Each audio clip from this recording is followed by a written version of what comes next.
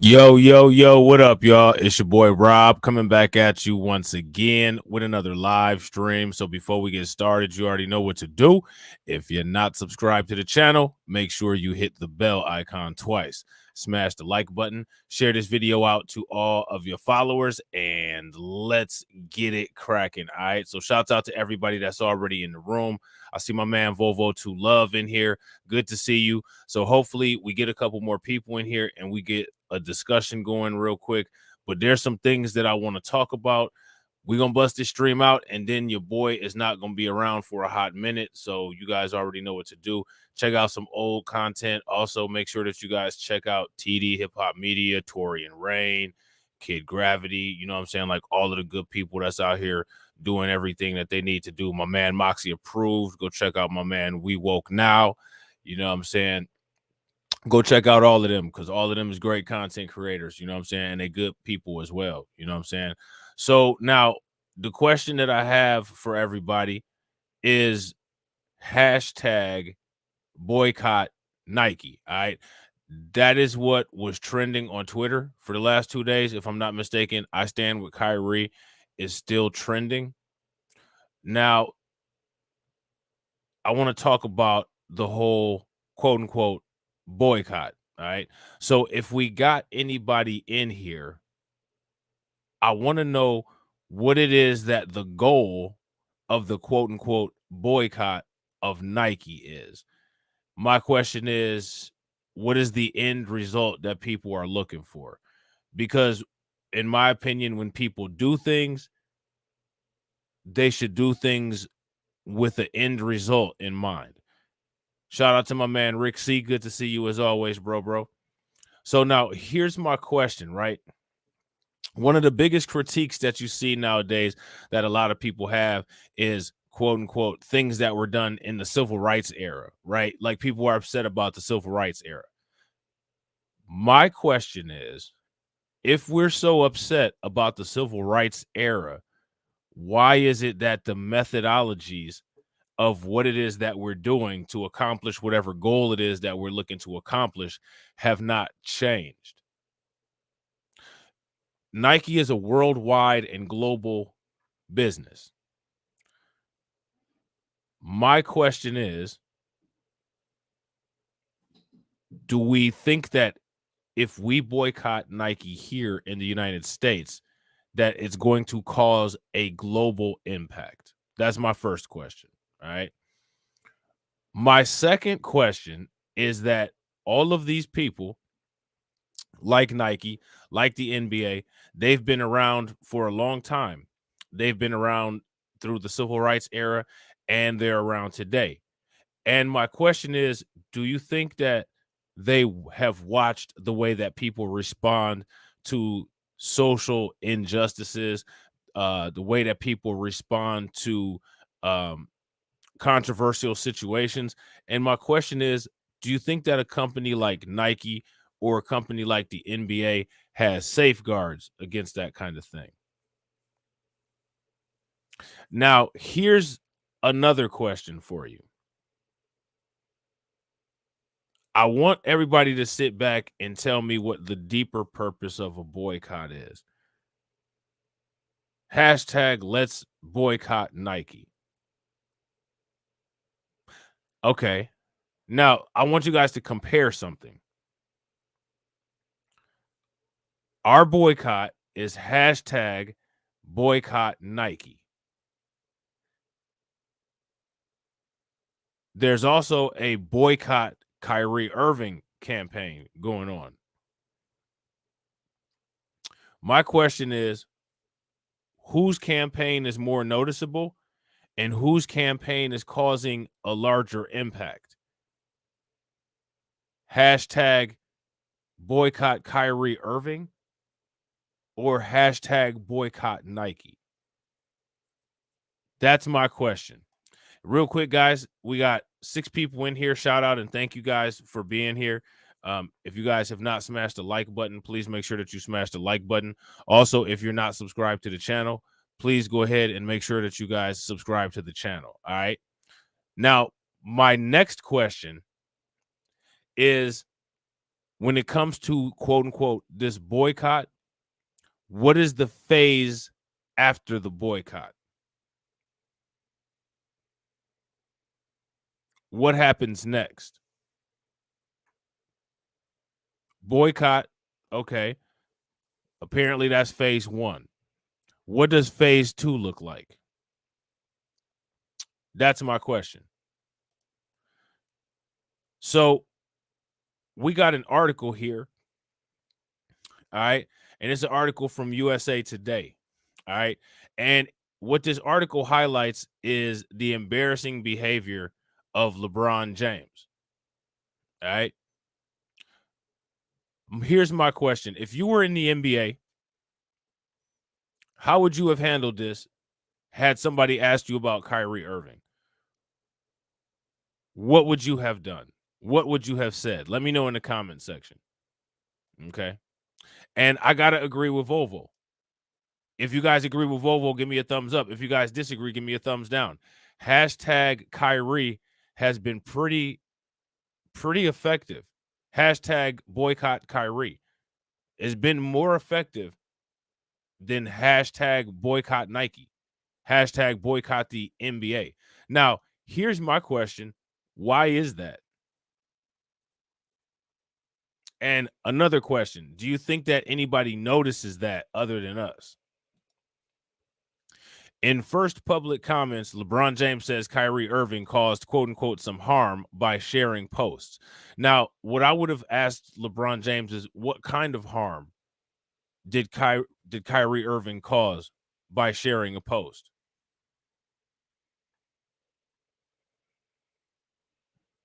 And that's the kind of question that I want to ask you guys as well. What kind of harm did Kyrie Irving cause by sharing that post? That's the question for you guys. Los Angeles Lakers forward LeBron James commented publicly for the first time on his former teammate Kyrie Irving after Irving was suspended at least 5 games without pay for not apologizing for his social media posts concerning a quote-unquote anti-Semitic book and movie. All right. And again, when it comes to that whole quote unquote anti-Semitic thing, that literally comes from the ADL's website. And we're going to quote unquote look at the ADL's website and we're going to examine it, because what I want to know from you guys is what makes the ADL's word worth taking. What makes the ADL legitimate to just define anything? That's my question for you guys. How is it that they have the ability to do that? What are their credentials to do that? And what about other people's credentials? What about other people's assessment? What makes their word the end? That's the question. So, another question that I have for you guys: has this Kyrie Irving situation and the Kanye West situation, do you think that it's woken people up to the cold, brutal reality that the world is correct? So now here it says Irving later apologized after a planned $500,000 donation to the Anti-Defamation League was rejected. All right. So now, again, this is what I want to say to you guys. All right. When is the last time you saw a family whose loved one was killed by the police? When is the last time that they rejected the settlement and went for the consequences? Have you seen that happen? Because, see, when it comes to this situation, when it comes to these particular people, nobody died. Kyrie Irving didn't kill anybody. But these people were so dedicated to making whatever point it is that they want to make, they refused $500, which would have been an unofficial settlement. Nobody died, though.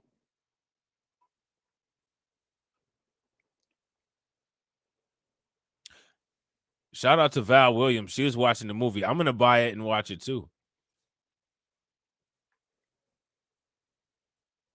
So now I think that that's something that needs to be discussed. Is it a good look when people repeatedly take settlements for their loved ones dying? Because what I have to offer now is that nobody died as a result of what Kyrie Irving did, and they wouldn't even take $500,000. Shout out to my man Maine. Maine says he gave $500,000 over a tweet. Apparently, money is not worth anything. That's what it would seem like, doesn't it? So now, if we're learning now that money isn't worth anything, you already know what the next question is going to be. Well, what is worth something? What's worth something if money isn't? What is it that these people have that's worth something? What does the money represent? That's the question. Nike also announced that it was suspending its relationship with Irving and not launching Irving's new shoe, the Kyrie 8, which was supposed to debut on Tuesday. So now Nike has suspended its relationship with Kyrie Irving and it's not launching Kyrie Irving's new shoe. So Nike is effectively boycotting Kyrie Irving.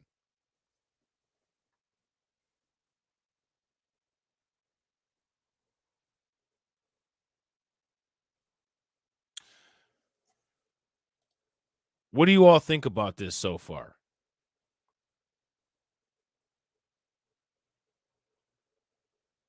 How do you all feel about this?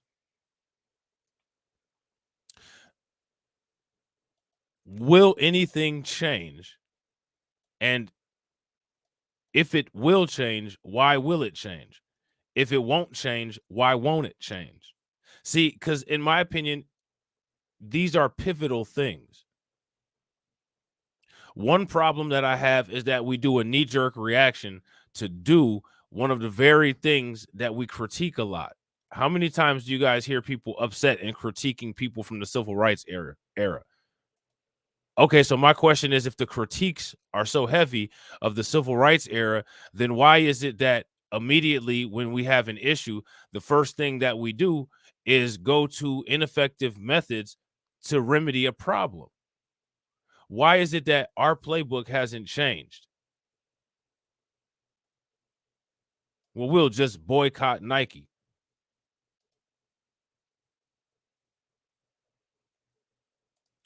Val says black celebrities have money, but no power or control. If you guys agree with that, give me a thumbs up. If you disagree, give me a thumbs down. Now, that's interesting, right? Because we know how you get money. So the next logical question would be, how do you get power and control?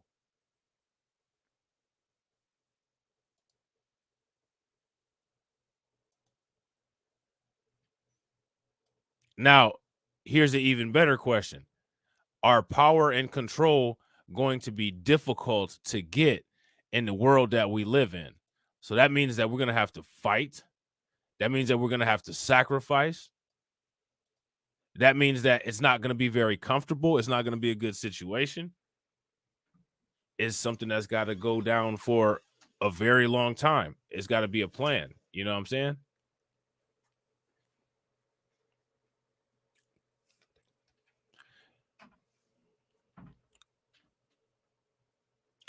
Because we have no other leverage. We didn't respond as a collective, only a few. So now here's my thing, Donna, and that's a great point. Do you think that it's necessary to respond as a collective? Me personally, I don't. I don't think that we'll ever have a collective response. I don't think any community ever has a collective response. But for some reason, we have an expectation to have a collective response. Is the cancellation of Kyrie Irving a collective thing?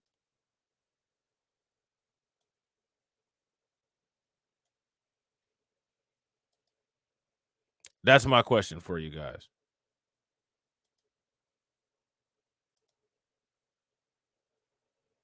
Now, me personally, I think that some people within that collective may have certain feelings, but we know who the faces are of this cancellation. And for the most part, it's a powerful few.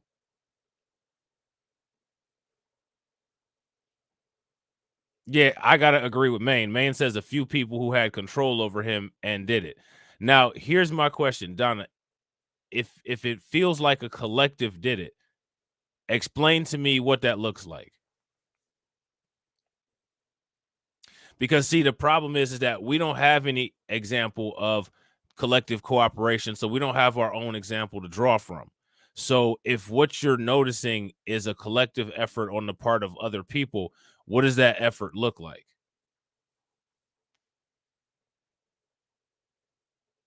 Donna says maybe we're not applying the right strategy. I don't think we've ever applied the right strategy to anything except for when we make really good tasting food.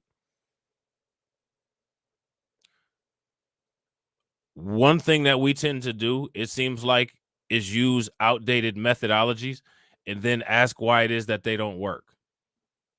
Another thing that we tend to do is we tend to seek equality. I don't think that we should seek equality. I think that we should seek power, control, and superiority.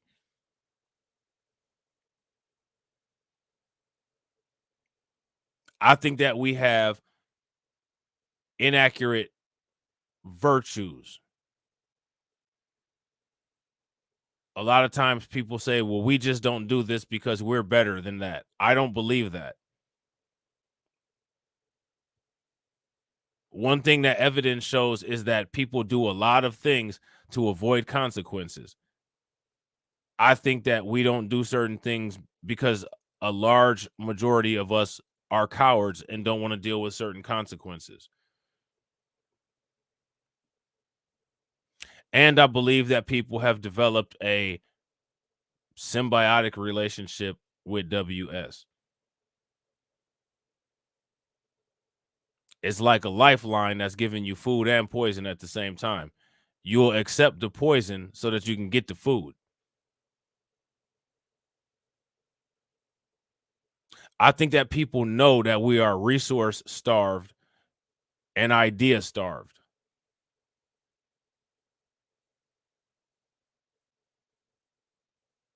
And Maine says, not really. We don't treat each other like we're better than them.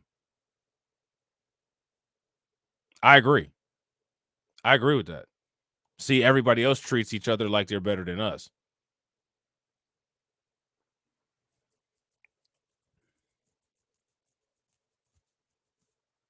A lot of these situations are situations that we remain in as a result of our own action or our own inaction. What is people's end goal? Let me ask you guys a question. Okay, so we're looking at the Kyrie Irving situation, right? You see it. Whatever we do as a result of the Kyrie Irving situation, is that going to significantly change anything? Is that going to end the racial wealth gap? Is that going to get us more political power? Is it going to somehow grant us a bunch of real estate? However, the Kyrie Irving situation turns out, what is it going to do for us?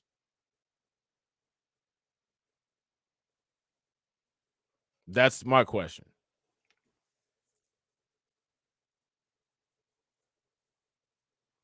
Yeah, I agree, Donna. I agree. Now, to me, exactly. I agree, man. Nothing. It's happened before and it's going to continue to happen. In my opinion, what people should be doing is asking themselves, what could we do to remedy a situation like this? Shout out to my man Tori and Rain Reloaded. If y'all ain't subscribed to my man Tori and Rain, make sure y'all go over there and check his channel out. What could we do that would be an effective strategy to remedy this? Ah, Tori said burn Nike. Who's gonna burn the ones over in China? Who's gonna take out the factory? You know what I'm saying?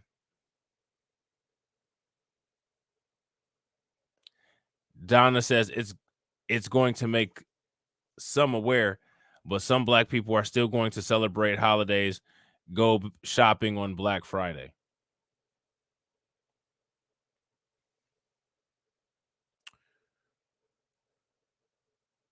Now, here's my question, right?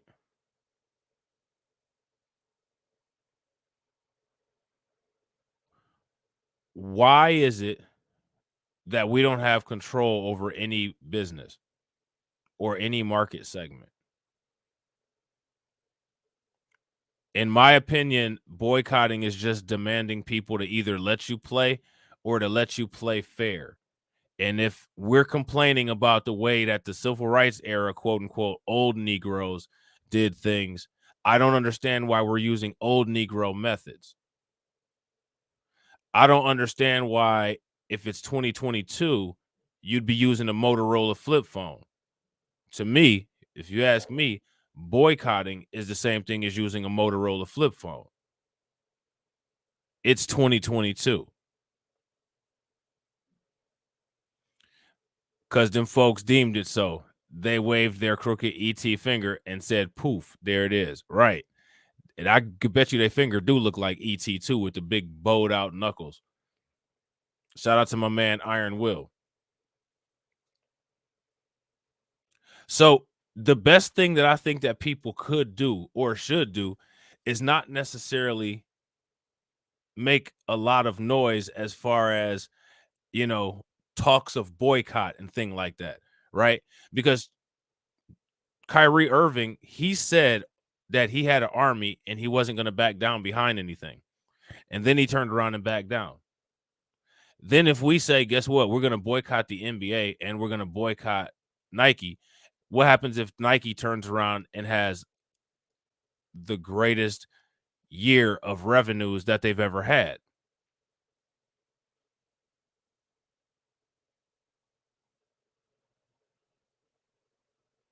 What I would do is I would look at this situation and I would say, why is it that it feels like there's nothing that we can do about it? And then I would make a list of reasons why it is that we feel that there's nothing that we can do about it. And then I would start working on eliminating things on that list. So let's try that. Let's start that. When you look at this situation, if you feel that there's nothing that can be done effectively, because I don't think that people even know what the results are that they want to see from this. So I'm gonna ask you guys, you know what I'm saying? If we were able to deal with this effectively and we got the effective end result that we wanted, what does that result look like?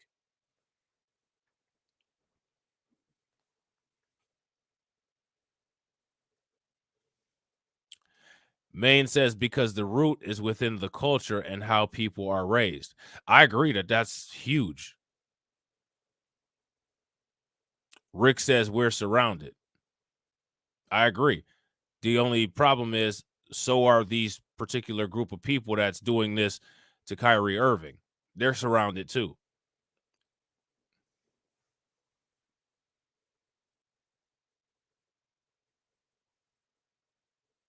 So what is it that we would need in order to remedy a situation from this? Maine says a separation from their structure. And I tend to agree with that. So I guess the question that I would ask is what does that separation look like? How do you go about that separation? Can that separation be done in phases? See, my thing is that if people had made a separation and dealings are only transactional, a lot of the problems that we have, I don't think that they would be as severe or I don't think they'd be existent. You know what I'm saying? Real quick, ladies and gentlemen, if you guys have not smashed the like button, please take a moment. Make sure you smash that like button. Also, if you haven't subscribed to the channel, please make sure that you subscribe to the channel. Hit the bell icon twice. All right. And also, if you're not subscribed to my backup channels, make sure you hit the backup channels.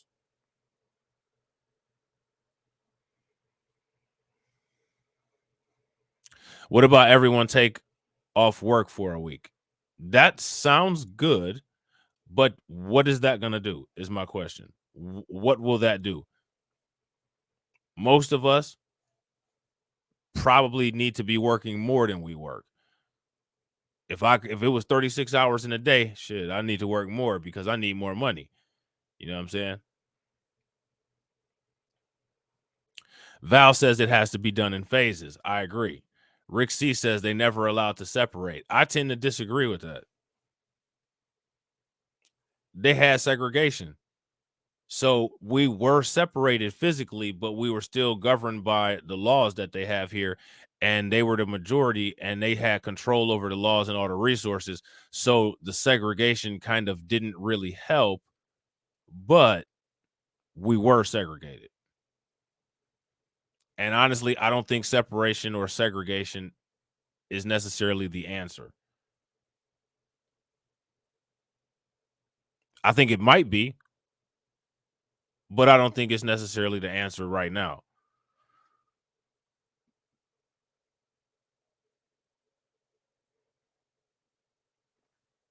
Whoever this person is over on Facebook says people on the left, so you already know what you're dealing with there, are so progressive, yet when someone tweets about a documentary, somehow he hurt people. WTF.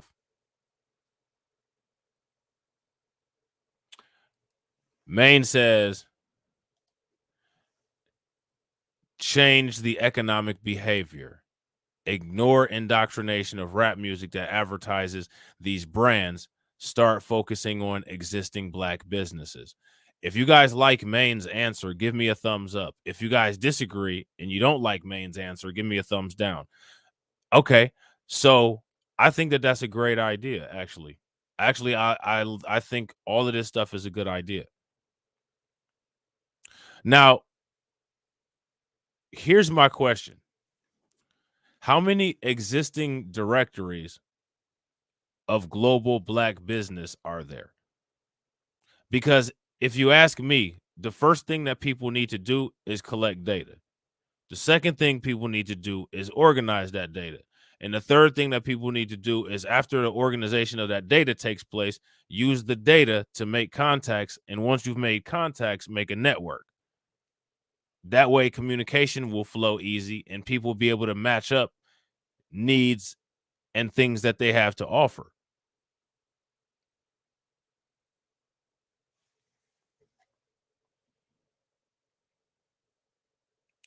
Torian said, "Oh God, left, right, up, down, start, pause. What is this? A video game? Yeah, it's racial contra. Let's put it like that. It's racial contra. Operation C. You know what I'm saying?"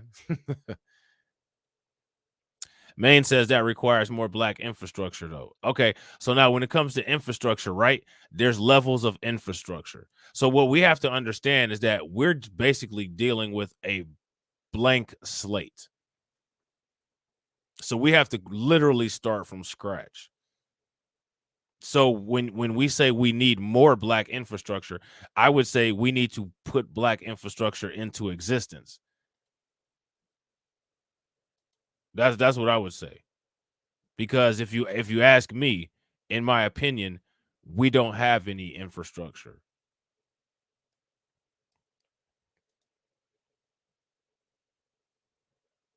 Val says we need to actually map out strategies to figure out how to become autonomous from this system. And I agree 110%. So now here's my question: does a boycott accomplish any of these things? See, here's my thing, right? When it comes to social things, social actions, social activism, right? There should be a list of things, right? And the thing is if people suggest something, if it doesn't satisfy something on that list, automatically eliminate it. Now, any of the things that we've talked about right now, does boycotting accomplish any of those?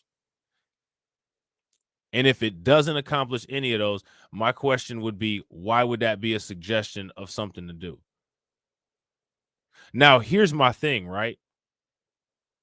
I think that a boycott would actually be effective. It's just not effective right now. And the reason why it's not effective right now is because we don't have a secondary contingency. In my opinion, if we had infrastructure and if we had businesses, existing businesses already, first and foremost, there wouldn't be a need to have a boycott because we'd already be boycotting this stuff here because we'd be engaging in our own commerce, or at least maximizing our commerce that we engage in, because in my opinion it's not realistic or feasible to only do business with one group of people. I think that you really limit yourself like that. And I think that you can't maximize on profits and power. If we live in a global society, then the target needs to be global domination, not just, mom and pop shop type stuff. I think people had this belief of this Wakanda business utopia, and that's not feasible, especially when you got places like China and Russia that just have millions of people, places like the United States that have millions of people. We need to be competitive and offer quality products to the entire world, because we can never take over a complete sector of the economy if we only barter system with each other. I think that that's old school, outdated ideology.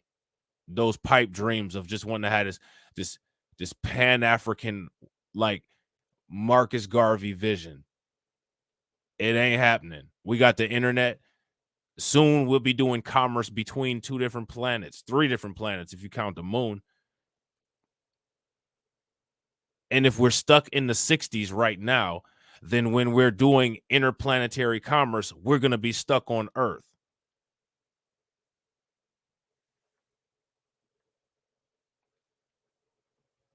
So Donna says, analyze the data to see what action to take based upon the data. And I agree. And see, that's where I believe that we need to have think tanks. When you have think tanks, you produce strategy. When you don't have think tanks, you produce reflexes. Reflexes are something like, anytime something happens, well, let's boycott it. Let's boycott Nike. Think about this. If we were buying shoes from a manufacturer that was a manufacturer that we built or a manufacturer that we supported, we wouldn't be doing business with Nike anyway. So the title, if you look at the thumbnail says boycotting is a strategy of a lost people.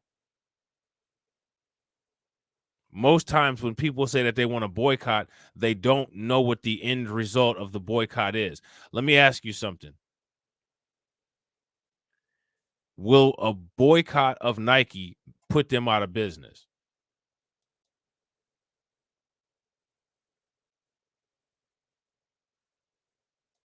Shout out to my man Al McCowan. My man Al McCowan says, Black Life Family, this is why all my folk go hard. It's like we don't have to work, but I know we do. Just got in. Rob, man, Val, Tori, and Rick. I'm glad to be here with everybody on top of the world. Good to see you too, bro. Shouts out. You know what I'm saying? Appreciate you being here. Now, that's a good point. Rick says we had black infrastructure. We need a defense system. I agree. I think we need a lot of different defense systems. But I definitely agree. I agree. I agree 100%. As a matter of fact, that might actually be one of the things that could possibly jump the priority list. You know what I'm saying?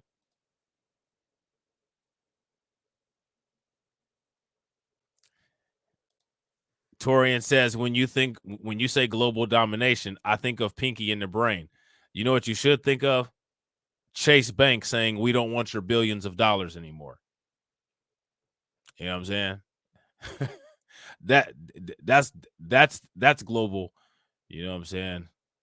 That's global, quote unquote, influence. You know what I'm saying? When you think of global domination, you should think of, take your $500 and wipe your ass with it. I don't want it.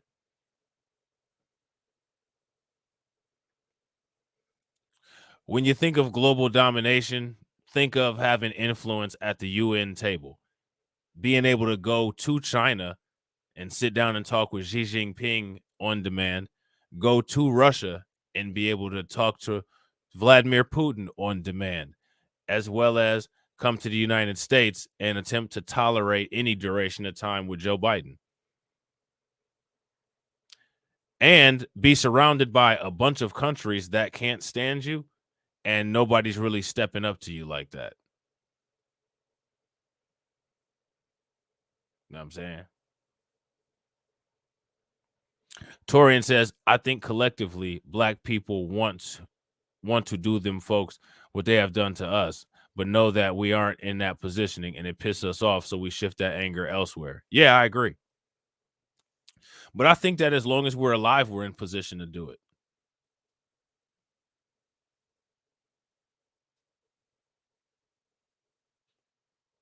I think that as long as we're alive, we're in position to do it.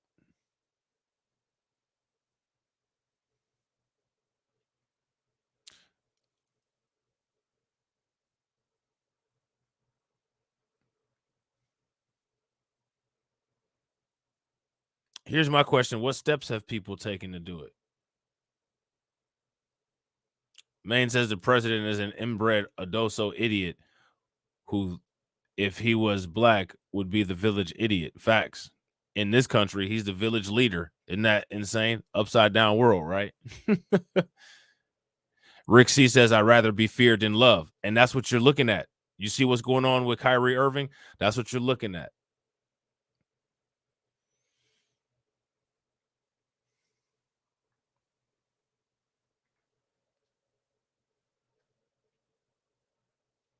I agree. I'd rather be feared than loved too.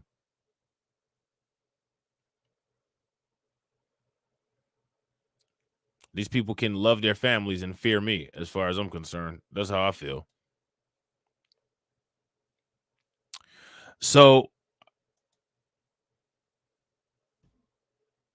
I think a think tank needs to be established. Studies need to be done, strategies planned, 10, 15, 20-year strategies. I think there should be alternatives, right? I think that there should always be a push for reparations. But you know what else I think? I think that there should be a strategy to, without reparations, narrow the race wealth gap. There should be a group of people that say, okay, this is what we're going to do. We're going to try to engage in these activities and we're going to try to decrease the racial wealth gap by 10% this year, 15% next year, 20% next year, 50% next year, and 75% ongoing until forever. And I think we should also put a timeline on taking over the racial wealth gap, because I don't care how far open the racial wealth gap is. Our goal should be us being on the top end of the racial wealth gap.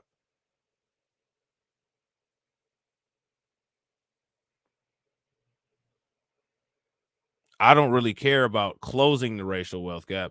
What I care about is being on the right side of it.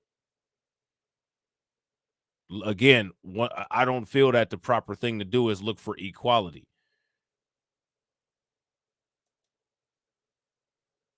The proper thing to do is go for power. And people can make those calculations. But I tell you what, though, with the spending habits that we have now, that's that's not going to be on the trajectory anytime soon.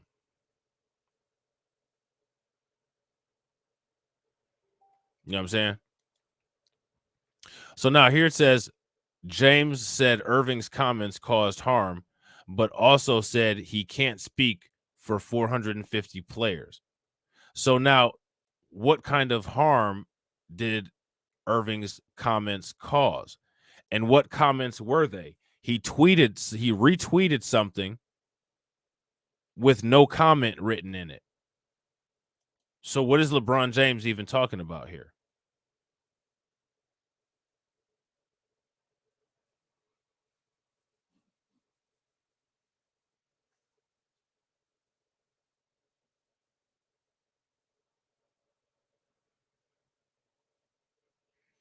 Shout out to Bronze the God. What's good with it?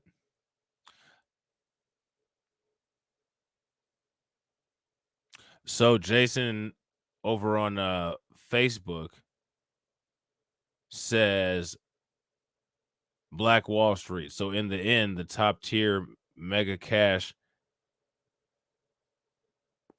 Dub S tears it down and takes it away again. No.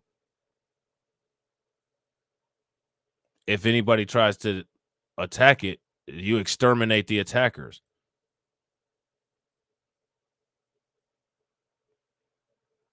You know what I'm saying? And leave a couple of them laying around so people think twice next time they try to do it.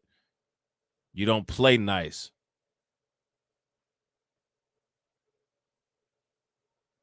Matter of fact, if that ends up happening, ship somebody's head back with somebody that you're doing business with. Here go a couple crates of this product that you ordered, and this box has somebody's head in it. And it has the head in it of somebody who came here and tried to attack and burn down the city. If you don't want an entire semi truck full of heads next time, I'd advise you to keep the people that work for you or that live there under control. Jason says, how? 13% versus. I'm serious. How? I mean, look at all of the countries that are less than 13% of the world that keep the world away from them. Strategy. Look at this quote unquote small group of people that has this power and control. For one, people have to have a backbone and be willing to die for what it is that they believe in. We don't have a lot of that. We have a lot of knock-kneed cowards.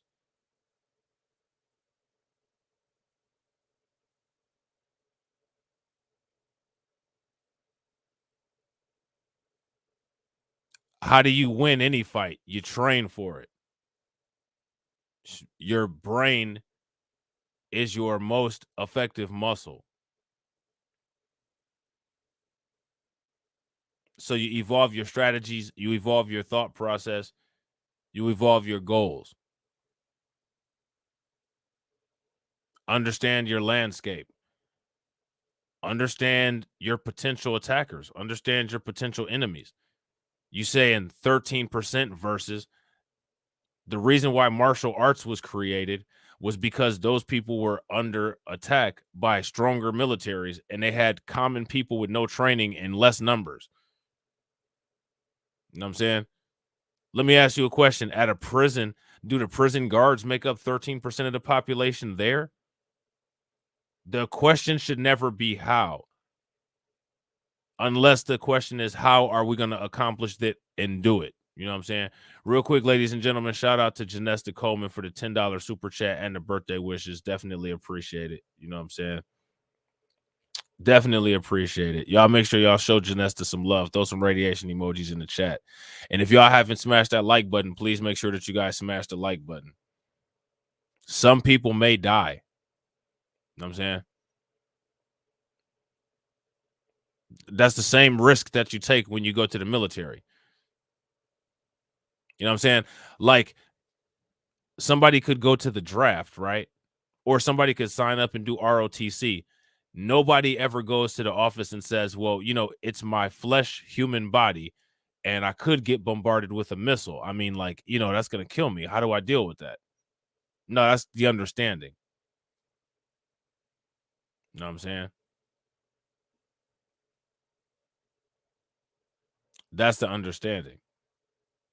So now, here's my question. Who's comfortable with the way that the world is today?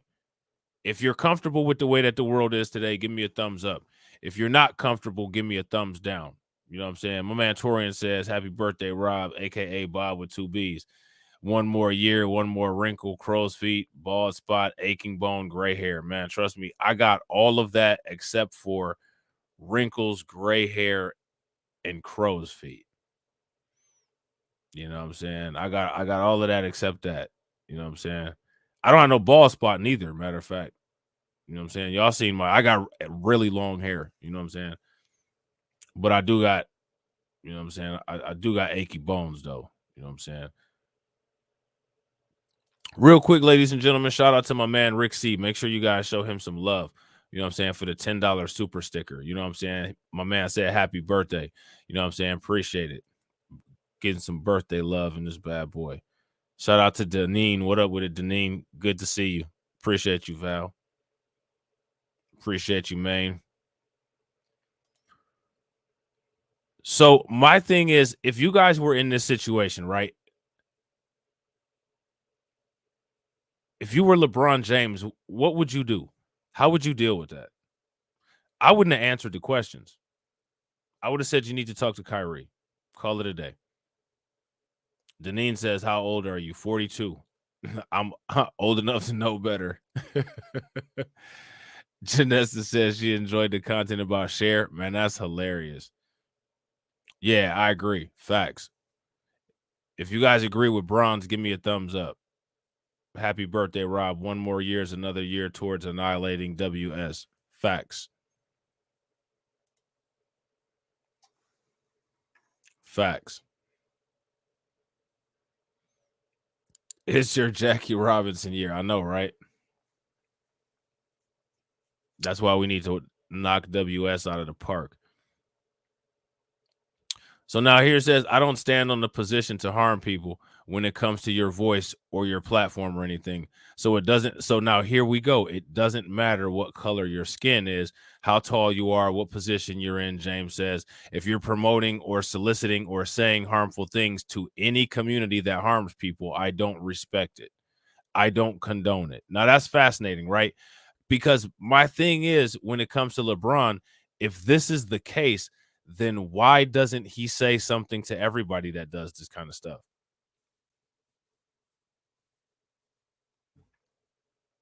See, that's the question.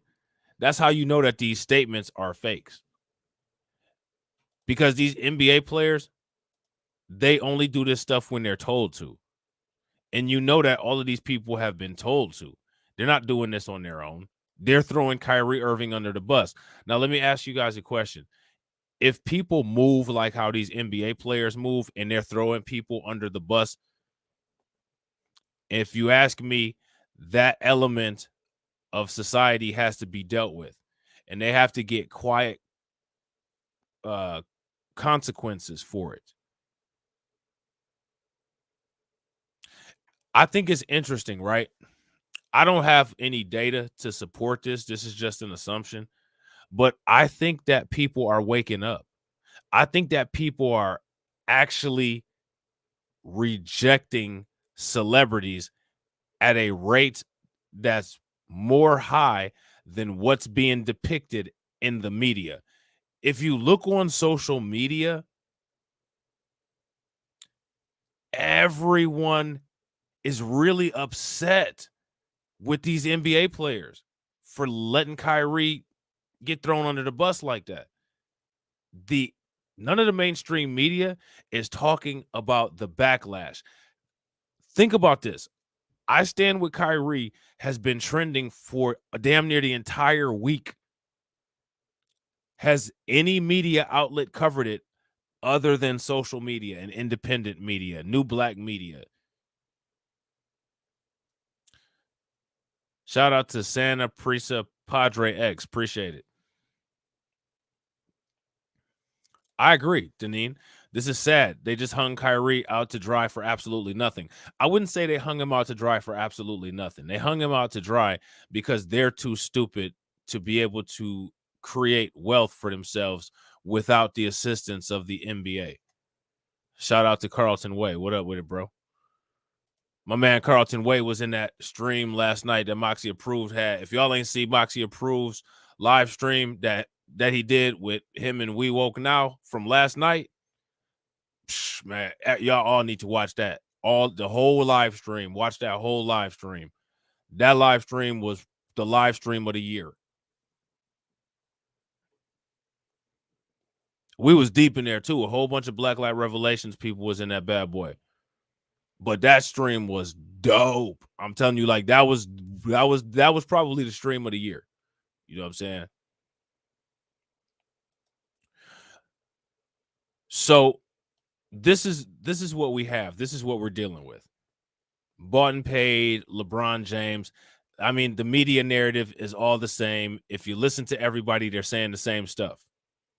Now, what I want to know from you guys is who's throwing Kyrie under the bus the most?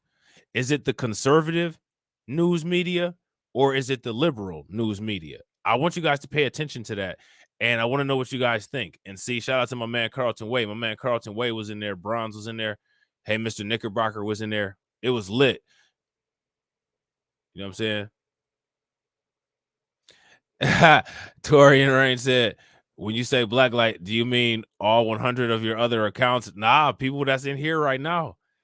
You know what I'm saying? It was 1 point, what was like 1.7K people in there. Look, even if I had all of my accounts in there, you know what I'm saying? It wouldn't even be 1%. Yeah, that stream is it's a literal must see. You know what I'm saying? Shout out to my man Jay. What up with it, bro?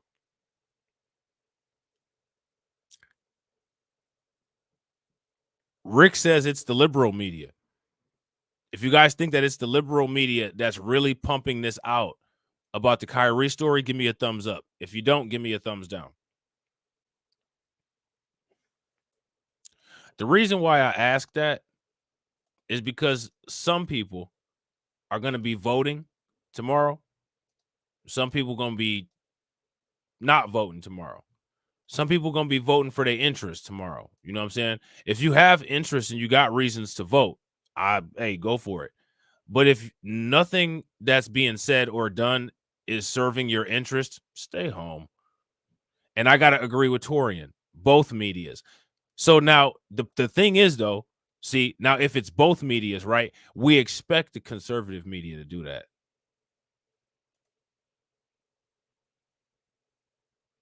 These are the people that are saying, hey, black men, you should come and vote for us while you're sitting there assisting with a public lynching of a black man. Yep, you sure did. Shout out to my man Carlton Way. Shout out to Media Engagement Solutions. What up with it, bro? Good to see you as always. So shout out to Nicole's View for posting this tweet right here. All right. And what it says is whatever else they watch on YouTube. Could they be watching the new black media? You know what I'm saying? So now this RNC Research Twitter account says Biden advisor Keisha Lance Bottoms agrees, quote unquote, misinformation is the reason Stacey Abrams is losing support among black men. What kind of misinformation? And who's putting out this misinformation? I think that Stacey Abrams' support, or I think that Stacey Abrams' failure to support, failure to appeal to, and condescending tone towards black men and her own personal failures are the reason why. And not to mention, she's not doing transactional politics with black men. These media outlets think that we're so baseline stupid that we're just going to get shamed into voting. Now, you know what I find fascinating? What I find fascinating is that while they're sitting up here saying this, nobody's sitting up there saying, you know, that no voting, no vucking commercial was misinformation because black people aren't like that. Black people aren't going to just get up and do something because they're only motivated by sex and absurdness. But they didn't say that. You know what I'm saying? They didn't say that. What they said is that Biden advisor Keisha Lance Bottoms agrees misinformation is the reason Stacey Abrams is losing support among black men. Stacey Abrams never had any support among black men.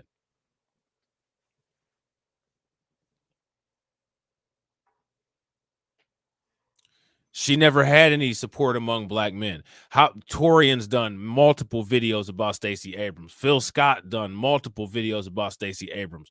You know what I'm saying? The Atlanta Journal-Constitution did a whole entire article breaking down all of the reasons why Stacey Abrams is losing votes. For one, she concentrates more on abortion than she concentrates on economics. And the economy is a hot mess. And the economy is a hot mess solely because of Democrat monetary policy and Democrat foreign policy. So you guys remember we had said that what Stacey Abrams was doing was that she was setting herself up to be able to blame her loss on black men, which that's nothing. Nobody's scared of that. Is anybody really scared of being shamed by Stacey Abrams? Because you can't really be shamed by somebody that's a shame, but nobody cares if they blame us. You know what I'm saying? Real quick, ladies and gentlemen, shout out to my man Akuma 80s, man. Akuma 80s be showing some super love. You know what I'm saying? Anytime Akuma 80s, you know what I'm saying, show some super love, y'all gotta give him double the super chats because Akuma 80s be holding it down. Appreciate it. My man says, "What up, brother? Showing some love to the channel. Keep growing and grinding, brother. You already know. You already know, fam." So let's listen to what they say real quick. Because, like, here's the thing, right? I'm sitting here and I just read that USA Today article. Look at this. In Hebrews to Negroes is trending. So once we get done looking at this, we're going to take a quick look at this too. Mayor Bottoms, I picked up on that because I'm just wondering, Stacey Abrams' focus on the misinformation that's being targeted at black men. And it makes me wonder. What misinformation that's being targeted at black men? Who are they talking about? What misinformation is being targeted at black men? I know they're not talking about the Republicans because the Republicans don't care. Shout out to the delusional black conservatives that actually think we're all in it together as men. And you know what I'm saying? Like you're running around and calling into panels and you know what I'm saying? You're trying to sound as much like Carlton on Fresh Prince as you can, but it's just not working. And your channels have been stuck at between 2,000 and 4,000 subscribers for the last 15 years. Like shout out to all you idiots. You know what I'm saying? If you were such a conservative and your conservative buddies thought anything of you, they'd at least let you up on a panel. They'd at least let you call in. They'd at least help you build a platform. They picked their little coons. And notice how they have a manageable number of coons. There's not huge numbers of black conservatives. They got a manageable amount. Everybody's, you know what I'm saying, familiar with their faces. And when they're done being entertained, they'll be done. You know what I'm saying? Real quick, ladies and gentlemen, shout out to my man Maine for the $30 super chat. You know what I'm saying? Make sure y'all show some love and drop some radiation emojis. We got Tia 2U in here. What's good with it, Tia? See, back in the day, like listening to black conservatives, you would have to get through the coon nonsense to actually get to the part that's important, which is what you want to hear about, you know, what the Democrats are doing wrong. But you have to listen to a bunch of self-hating, buck-broken nonsense. Now that the new black media, you know what I'm saying, has taken over, you can actually listen to information that's tailored to actual black people. You know what I'm saying? Nah, the new black media is based. You know what I'm saying? Black conservatives are a wash. So now my question is, where are they saying the misinformation is coming from? Do you guys remember that study that came out from Harvard and they said that there was a bunch of bots who were targeting black people, and then they tried to say that ADOS was bots. They tried to say that reparations was bots, and then they put people like us in there with Blacks for Trump. It was on a MSNBC report, and I think Joy Reid was the one that did it. Do you guys remember that? They said that we were Russian bots. I mean, when Tariq Nasheed streams, because that's somebody that they mentioned, so that's somebody that MSNBC is targeting. We see his face, so we know he's not Russian. Clearly, you know what I'm saying, and he's not a bot. Torian shows his face. Afro Elite shows his face. Kid Gravity shows his face. You know what I'm saying? TD shows his face. I show my face. You know what I'm saying? No one's giving us a script. Sometimes, you know what I'm saying? Like, we can all do videos and drop them all at the same time, and all of our videos sound very similar. You know what I'm saying?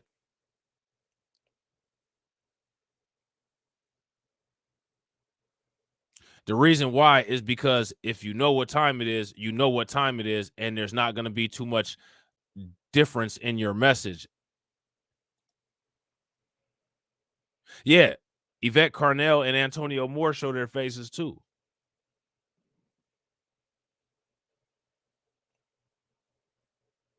You know what I'm saying? So now my question is, what is the misinformation? They actually put out misinformation about Killer Mike to try to punish Killer Mike for simply saying that Stacey Abrams needs to step up her game on her campaign.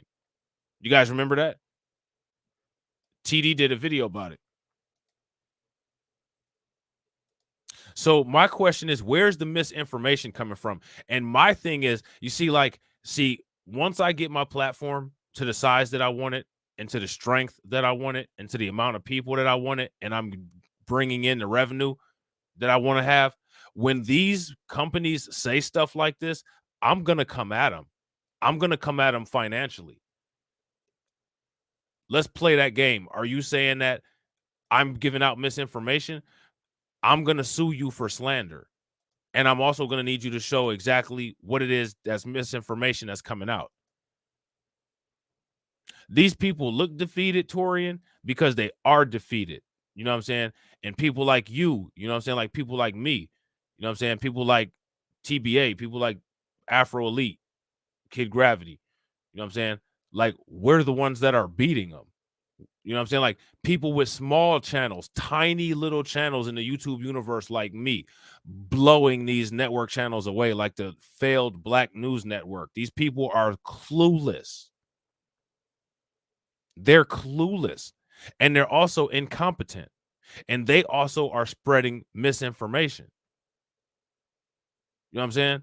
These people are out here spreading misinformation. Let me ask you a question. Is it misinformation if I say I have a plan, a platform that's geared towards Black males, and then when you read the platform, there is literally nothing in there specifically to empower Black males? Who's the one that put out the misinformation? The person that created the platform and said that it was for something that's not written in there, or the person who happened to read it and says, well, where's what you promised you said you was going to do? Who's the one that's doing the misinformation? Mayor Bottoms, I picked up on that because I'm just wondering, Stacey Abrams. Now, let me ask you another question. Is a guy that talks like, do you hear this guy's voice? Is that voice representative of Black males? Like, don't nobody sound like that. Who talks like that? That dude sound like his throat needs some WD-40. The thing they talking about misinformation. Who talks like that?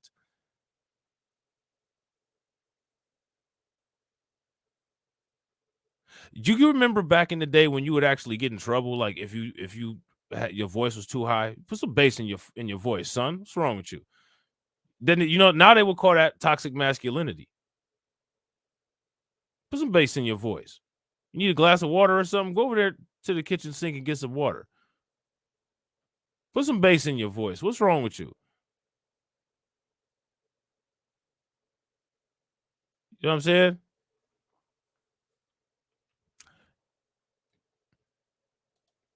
Like that right there, to me, that's not representative of Black men.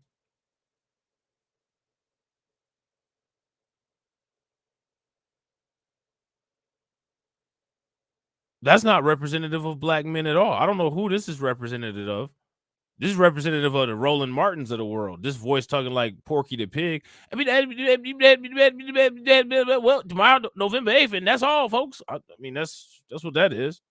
Mayor Bottoms, I picked up on that because I'm just wondering, Stacey Abrams' focus on the misinformation that's being targeted at Black men. And it makes me wonder, is she not getting the... Oh, y'all killing it tonight. Real quick shout out, and make sure y'all show some love and drop some radiation emojis for Val. Happy birthday. Sorry, I can give you more. I wish you the best on your birthday. Yo, I appreciate what y'all do for me, man. I appreciate that, Val. 110%. Everything y'all do, like even just being here, I appreciate. You know what I'm saying? So definitely appreciate you, and shouts out to you for that. You know what I'm saying? Like, listen to this dude again. Like, in my opinion, right? I'm offended that somebody thinks it's appropriate to attempt to represent me with this, because that is not representative of me. And I'm not going to change who I am to try to be some better, more aesthetically pleasing or better packaged person. No. Nah. You see how I am right now? This is me. And this is how you should be. And I have concerns that I would like to talk to a politician about. And if that politician is going to do something to work with my concerns, what you need to do first is show me some evidence. Show me evidence that you're dedicated to the cause. And once you've actually dedicated yourself to the cause, then you can get that vote. You know what I'm saying? Real quick, ladies and gentlemen, shout out to my man Carlton Way for the $5 super sticker. Definitely appreciate it. Man, y'all taking care of your boy tonight. Y'all are awesome. You know what I'm saying? Listen to this. The Black support she needs in her race against Brian Kemp. Listen, Jonathan, I think that Stacey is spot on with that. I listen as my kids watch NBA highlights and whatever else they watch on YouTube. I hear the misinformation being piped in. NBA highlights and whatever else they watch on YouTube. So now they know that most people who are on YouTube don't have the financial means to go after them if they wanted to sue, right? So why don't they say where they think the misinformation is coming from? You see, Tiffany Cross did that, and you see what happened. Now she done crossed over to the other side of the career pearly gates. You know what I'm saying? She's crossed over. You know what I'm saying? Torian says, and notice this is who networks like MSNBC and CNN will hire for their diversity outreach program. Exactly. What are we talking about? Diversity and voice pitch? You know what I'm saying? She hears misinformation being typed in. What is she, Superwoman? She might be Wonder Woman. You know what I'm saying? And I hear this misinformation. What kind of misinformation? I hear the misinformation being piped in. Oh, she said being piped in. Never mind. I'm not gonna go there. Rick C says, "Where's the party? I'm pocket watching." You know what I'm saying? That's hilarious. I hear the misinformation being piped in. Okay, my question is, what is the misinformation? My 12-year-old, my 14-year-old son, my 20-year-old is getting it. So there is definitely a target toward African-American men. Mayor Bottoms. And what is that target? Stacey Abrams is losing support among Black men. So again, like, my demographics on YouTube analytics does not have that age group as one of the larger groups of people that watch my content. And I'm paired up with a lot of people that are new Black media as far as the group algorithm that I'm in. And so I'm assuming that the age ranges and demographics are similar too. So those ages that she's talking about, people aren't even really looking at the art, that type of content all like that. So the reason why I say that again is because Democrat media, this is the same Democrat media that is attempting to do the public lynching of Kyrie. You know what I'm saying? Nets guard. Now, pay very close attention. This is somebody named Stein, Mark Stein. They got 1.4 million followers on Twitter. I've never heard of them. Have you guys ever heard of this person? Looks like they work. There's some kind of, I don't know what they are, but they got a website. I don't know. How do you get 1.4 million subscribers on Twitter with nobody ever hearing of you or knowing who you are? Because I have no idea who this is. But his name is Mark Stein, so we already know what's up with the Stein. You know what I'm saying? Sombrito. Nets guard Kyrie Irving is expected to meet with NBA Commissioner Adam Silver as early as Tuesday, league sources say. More to come soon.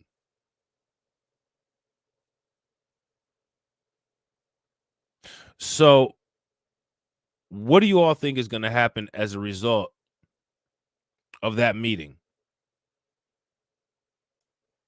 That's my question. What's going to happen as a result of that meeting? So, I'm going to show you the way that people don't respect us. Okay. Fox News did an article, and it was about a guy that plays for the Wizards, and his name is Denny Avdija, NBA's only J player, the only J player, because they make up the majority of people who collect the checks. They don't make the majority of the people that get the checks.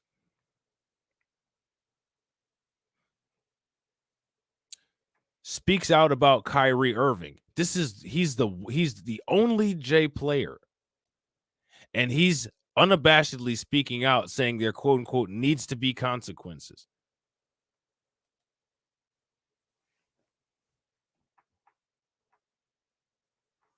I want to know what you guys think about that.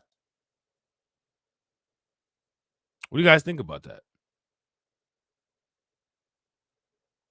I don't know very much, but what I do know is there need to be consequences.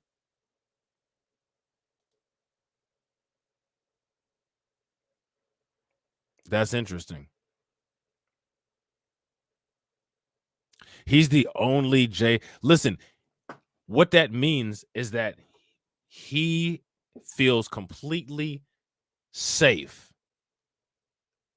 contributing to a public lynching in a sea of black men. Not just a sea of black men, a sea of black men where there's constant physical contact. You're playing sports. You're safe in your locker room. You're safe when you're at a game. Talking shit. Let me ask you guys a question.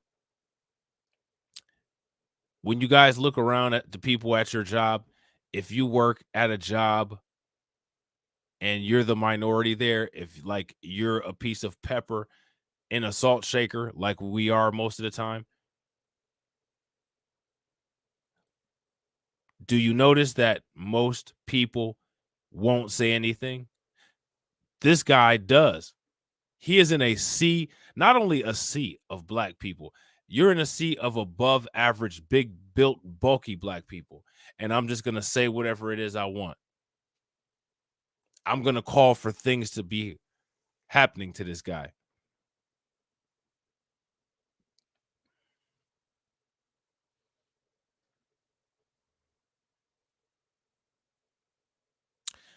One snowflake in a sea of coal, and the snowflake melts the coal.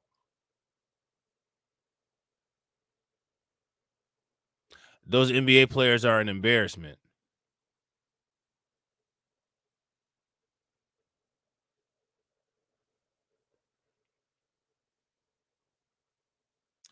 Do you think anybody else would let anybody get away with that?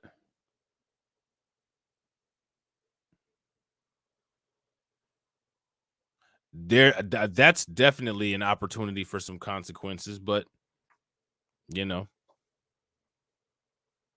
we're dealing with cowardice. We're dealing with genetic trained buck broken cowards. You know what I'm saying? Again, this is one of the reasons why they draft these people. I keep trying to tell y'all, man.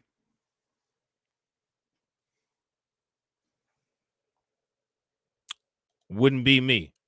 This is the kind of thing that you see when there's a whole bunch of, you know what I'm saying?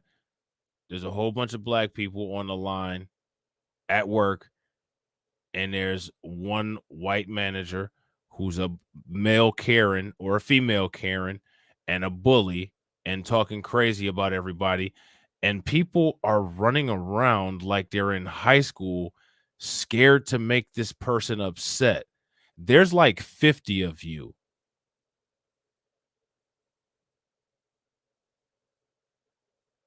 If 50 of you are scared to do anything, you deserve what you're getting.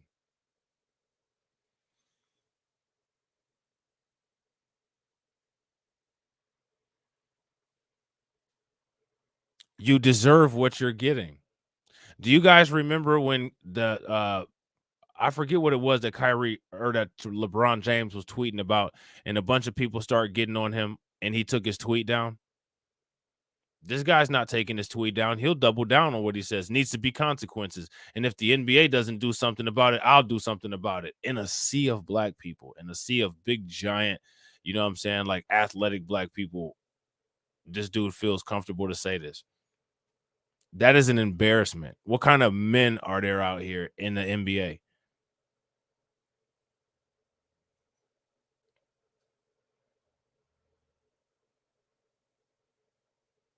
You know what I'm saying?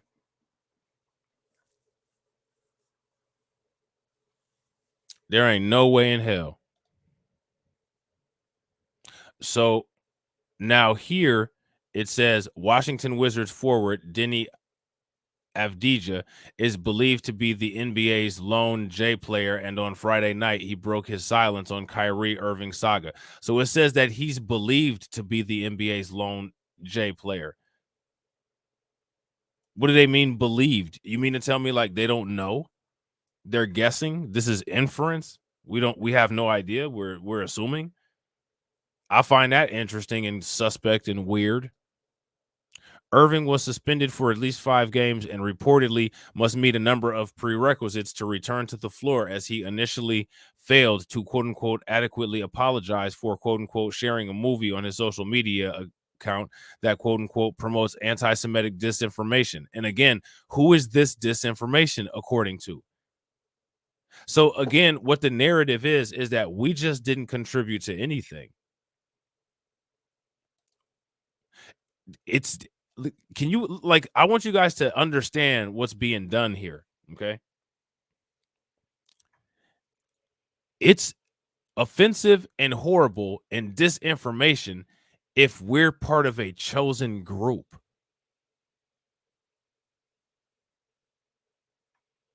That's horrible disinformation.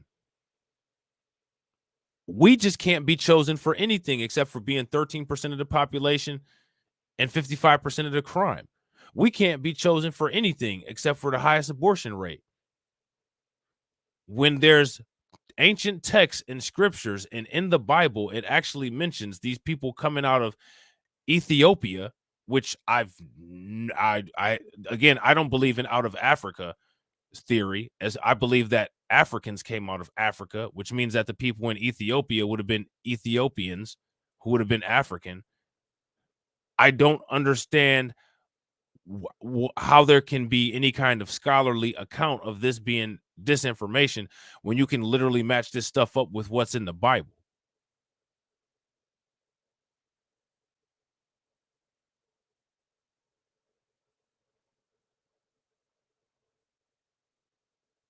Who is it that deems this disinformation?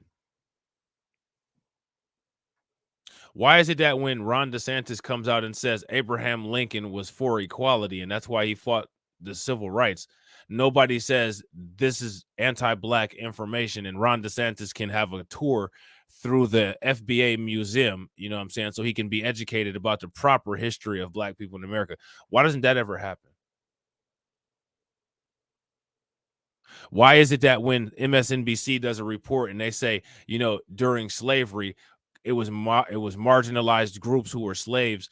No, you need to come and you need to go do your Saturday detention at the FBA museum, and you need to take this course about Black history, and you know, then maybe we can sit down and talk about an apology.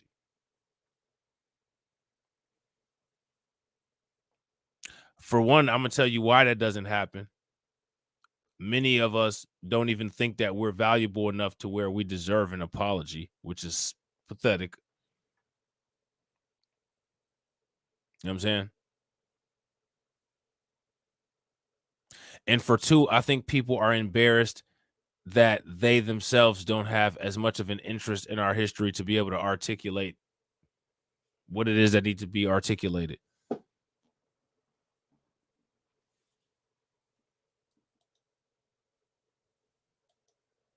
We are people who were already here in the United States, as well as people who came here illegally, not on our own accord, but through illegal human trafficking.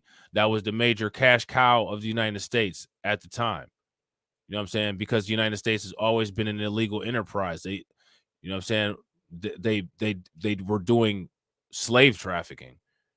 You know what I'm saying? Like the United States has been doing shady and illegal stuff literally ever since its inception. The South built its wealth as a result of slave trafficking.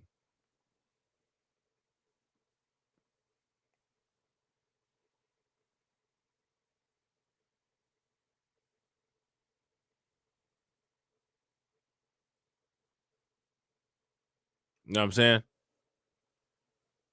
They had a huge involvement with the slave trade. You know what I'm saying? We read those articles the other day. Them and the other group of WS downplay their involvement.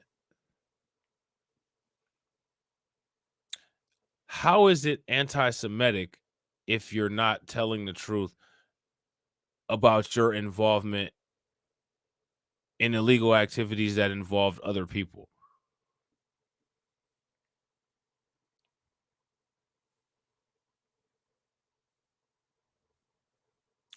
Ask about that. Think about that. Why is it that some things in history just can't be questioned? They can be questioned. They would be able to be questioned if people fought hard enough and if people dedicated to creating their own platforms, building their own networks. But if you ask me, people aren't invested enough. I don't think people really realize how dire of the situation it is. You know what I'm saying?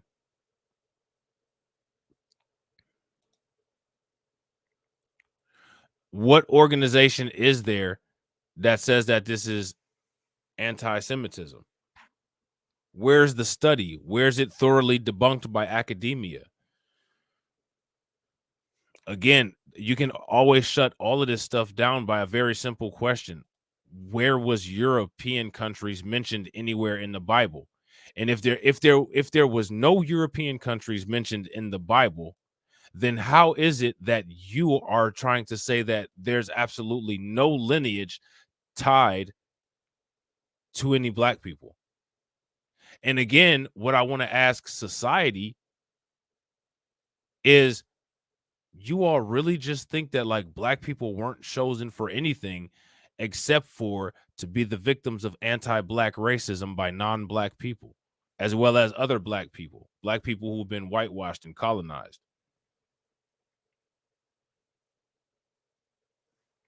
Yeah, exactly. RW cons. That's a fact. If you don't know the answer to this question right here, what I'd advise you do is go follow Moxie Approved and check out the stream that him and We Woke Now did last night.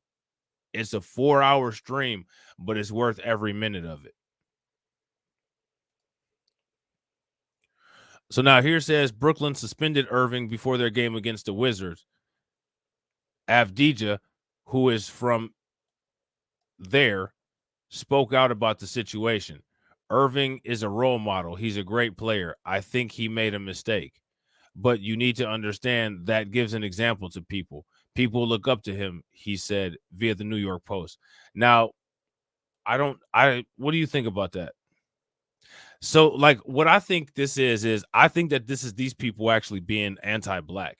Because again, when they're implying that people look up to him, they're literally just kind of nonchalantly saying, all you black people do is just copy what you see these celebrities that we put in front of your face do.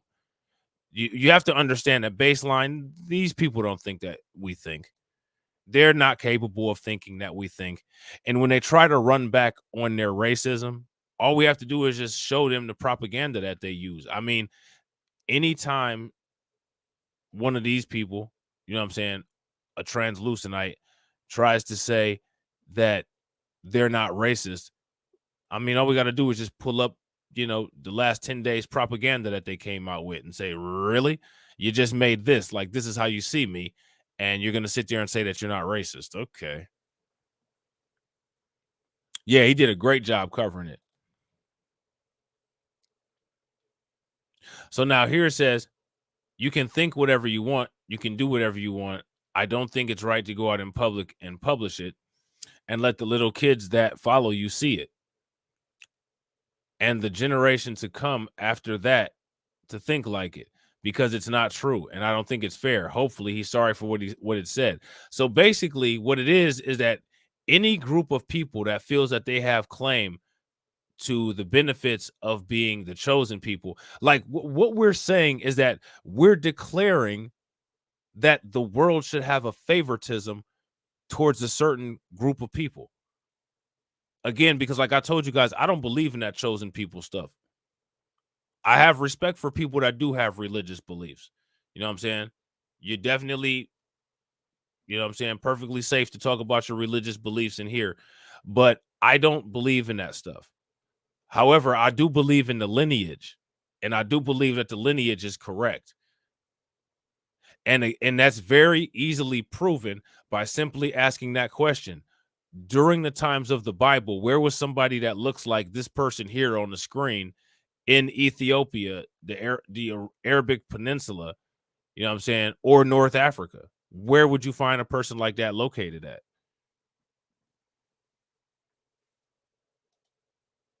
Where do they appear at in the Bible?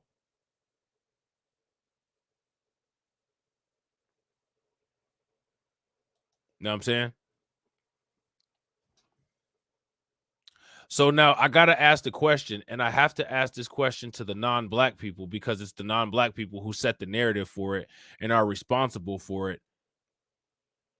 You all are chosen, and we're just not chosen for anything except for anti-black racism. Let me ask you guys a question. If that's the case, do you all think that we owe it to the world to let the world be violent to us, to let the world attempt to kill us all the time, to let the world laugh at our pain when they see one of our loved ones get killed by the police, make memes about it?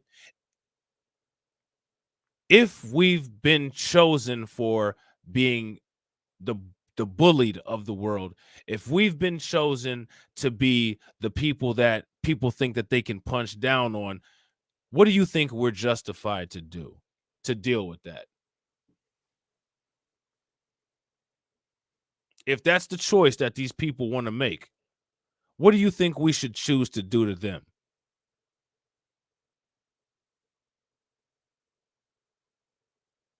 What do you think we should choose to do to Adosos?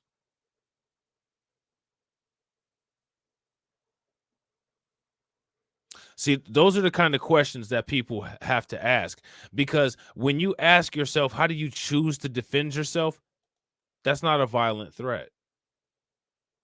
And when somebody says what you've been chosen for is to be the whipping post of the world, well, if we do something to protect ourselves from that and it doesn't make people feel good, I mean, it's self-defense.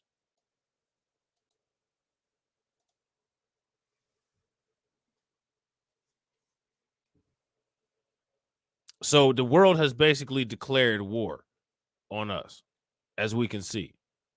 And there's even, you know what I'm saying, black people involved in that war. All of the ones that want to sit up under these people, you know what I'm saying, that think that you're less than a human being and think that it's not possible that you can be chosen for anything other than anti-black racism, despite showing proof of it.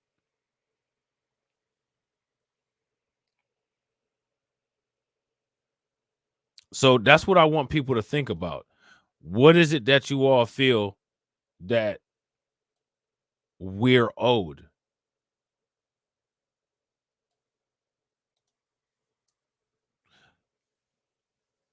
Let me ask you guys a question. What does the evidence show?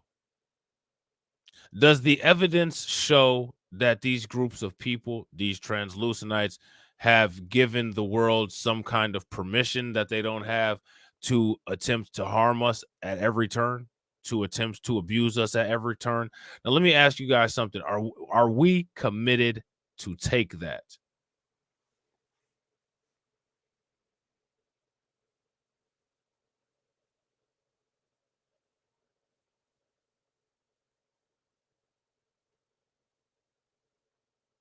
That's my question.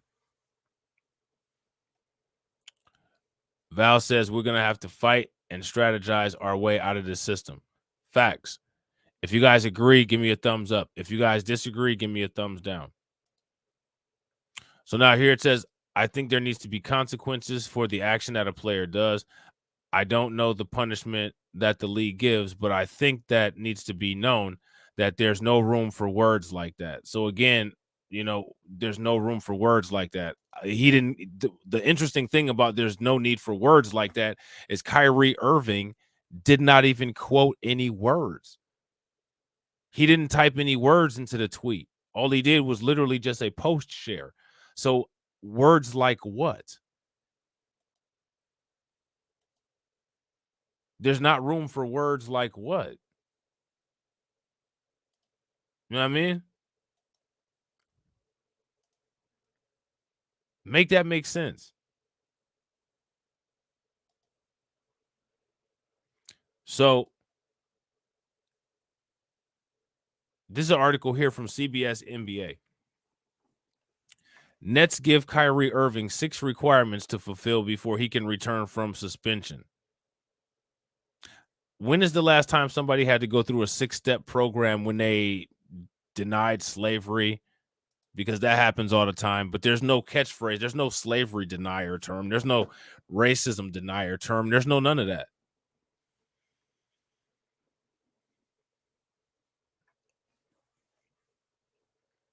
That's my question, guys.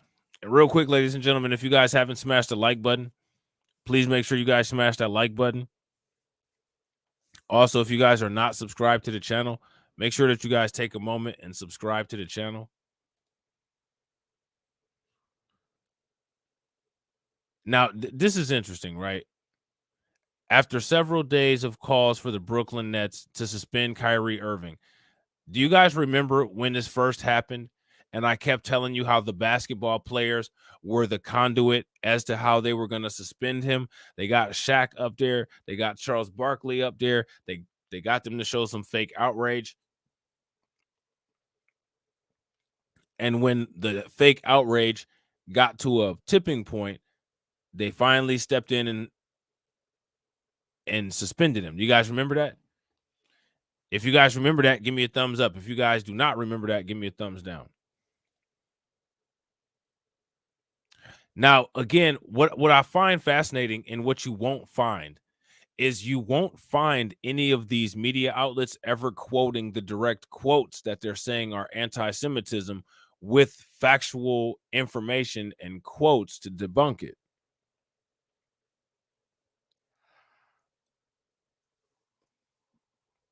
When something comes with some misinformation, right? When something comes with some misinformation, when it's posted on social media, usually the platform owner of social media, regardless if it's YouTube, regardless if it's Facebook, regardless if it's Twitter, they'll put an embedded section on there with an article from a alleged approved fact checker that says whether something is true or false. Why is it that in all of the content about this that we've been talking about, there's never been any fact checking embedded? Whether it's on Twitter, whether it's on YouTube, whether it's on Facebook. Where is the fact checking for this, since this is quote unquote disinformation? In most claims of disinformation, a quote debunking is usually provided, right? Isn't that what usually happens?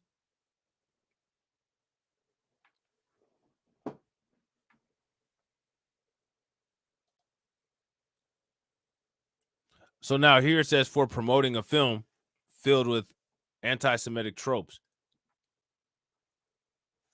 on his social media accounts. Now, you know what's crazy? Translucenites have created movies like A Birth of a Nation, and nobody cares.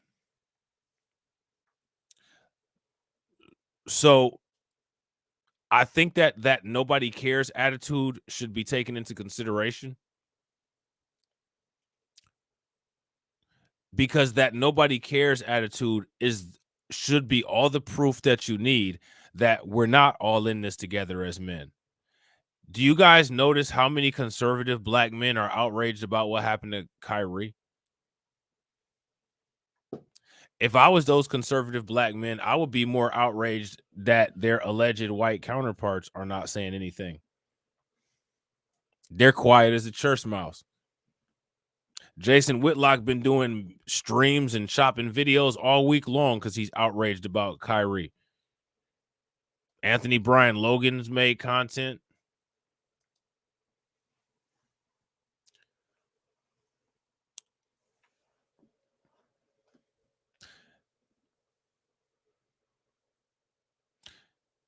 Nobody's calling this woke or woke culture. Do you notice that?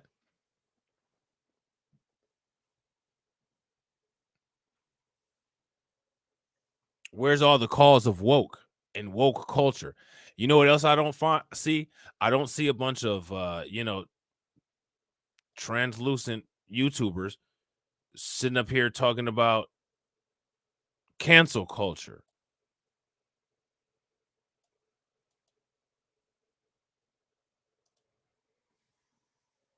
So if that's not proof that we're not all in it together as men, I don't know what's wrong.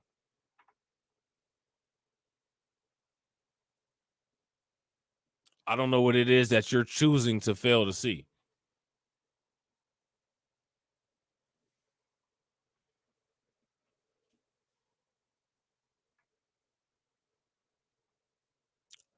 Where's their support? I mean, I thought that saying we're all in it together as men, like if y'all all in it together as men, I mean, I guess it's like the locker room. Y'all all in it together as men. I guess it's like, you know what I'm saying? A bachelor party. I guess it's like a bachelor party with one stripper. You know what I'm saying? You're all in it together as men. Okay, where y'all at?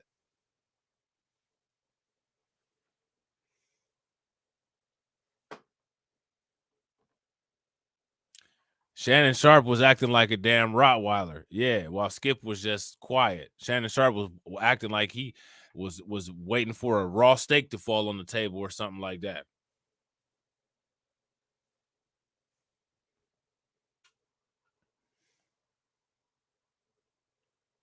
But what is most important right now for me that I'm trying to figure out is I'm trying to figure out where all of these people that claim to be allies are. I'm trying to find out where we're all in it as men, in it together as men crowd is. The reason why we're all in it together as men crowd is quiet is because they agree and they support it.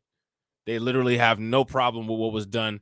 And the only problem that they had is that this community beat them to it. Just like this community beat them to an ethno state. Because when you get beat to something, that means you're slow. So, you know what I'm saying? Maybe that's something they might want to consider.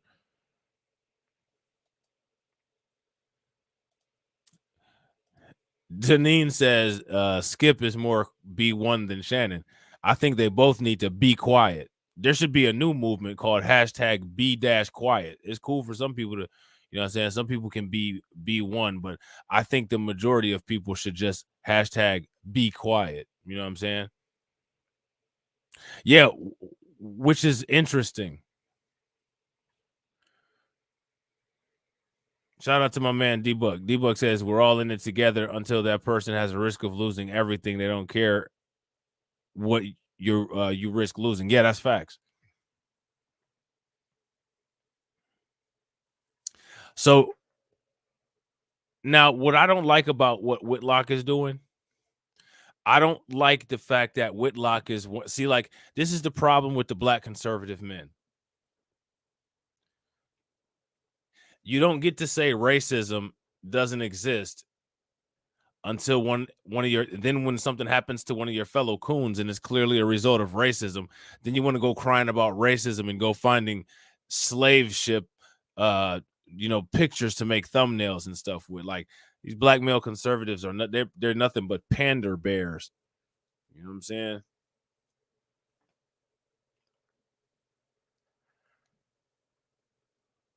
The racist white liberals in the party of the KKK, man, I swear, man, Jason Whitlock, bruh, sometimes I swear I wonder if you had a stroke. You know what I'm saying? I don't care, like, how accurate you're sounding right now. You're still not accurate because, for one, you're not all in anything together as men. You know what I'm saying? And you're dumb. You make stuff up. You know what I'm saying? This dude lies on his own history. It's pathetic.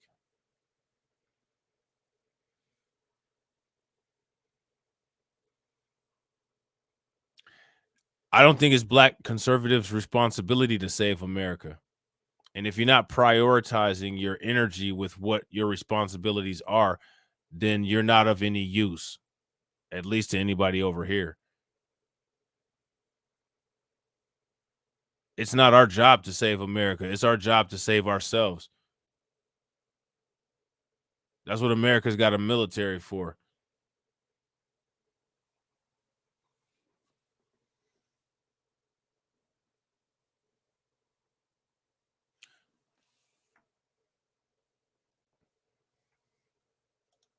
So now here it says the franchise went through with it on Thursday, suspending the All-Star for a minimum of 5 games without pay. This came after giving Irving several attempts to apologize for promoting the film and quote unquote disavow anti-Semitism. Now, again, like, I don't know why is it that a black person has to quote unquote disavow any particular bias, and translucent people are encouraged to have bias, and when the translucent people have bias, it's always the person who they have the bias against's fault. How does that work?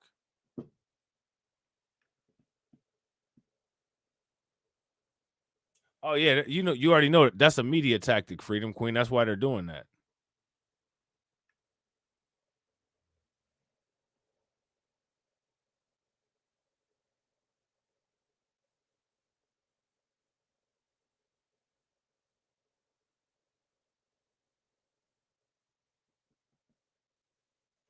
Make that make sense. So now it says, in order to be reinstated by the team, Irving must fulfill 6 requirements, according to Shams Karania. Like, these NBA people are so dumb. They're getting bossed around by people who, like, aren't even celebrities and don't have any social status. And that's how you know that people don't know how to manage power. And that's one of the reasons why they get these guys. These are some weak-minded people. Very weak, very fragile, emotionally unstable, uneducated. You know what I mean?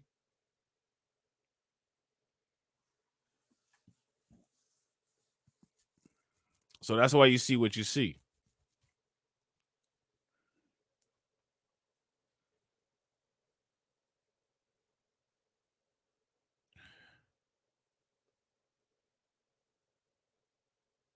So we know about these 5 or these 6 things that need to be done.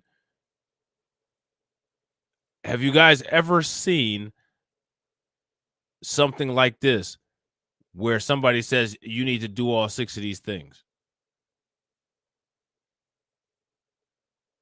If you guys have ever seen that before, give me a thumbs up. If you guys haven't, give me a thumbs down. Now check this out, right?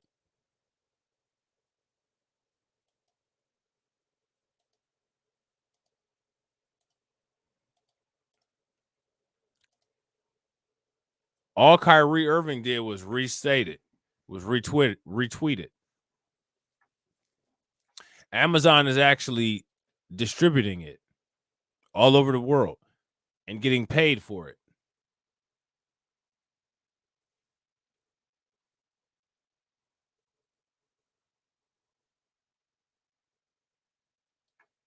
Do you see that? This is still active right now. Amazon is still selling this book, Hebrews to Negroes, Wake Up, Black America. You know what I'm saying? You can see it looks like it's got 4.5 stars right there. Still for sale on Amazon. Now, here's my question. What's more, I don't agree that this is dangerous because from what I understand, this doesn't call for violence against anybody.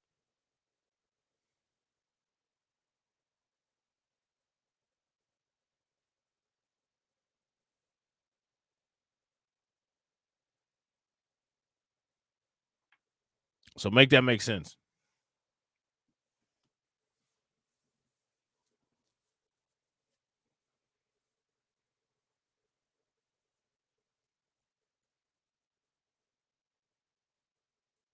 And the thing is that the notion of Black Hebrew Israelites being attached to this kind of conversation is absurd.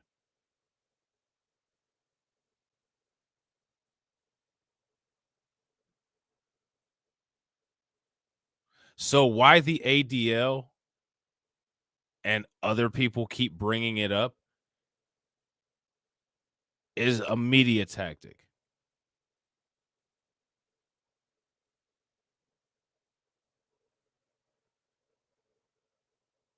It's not a Hebrew Israelite idea that these people are direct descendants of Jacob.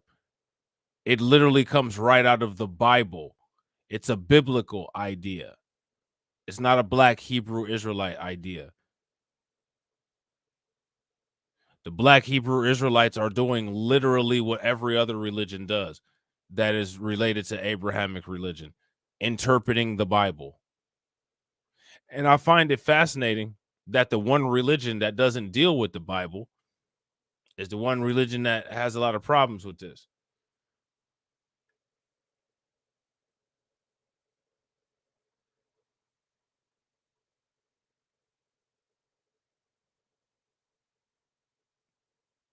So if you read the Bible and the Bible talks about the physical description of the chosen people that come from places like Ethiopia, you have to ask yourself what part of it's not true. Why isn't the part of it that's not true highlighted?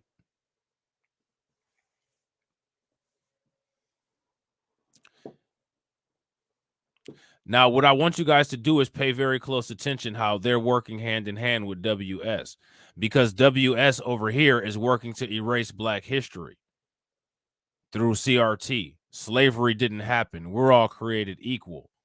The Constitution made us all equal. No, it didn't. Now, see, let me ask you something.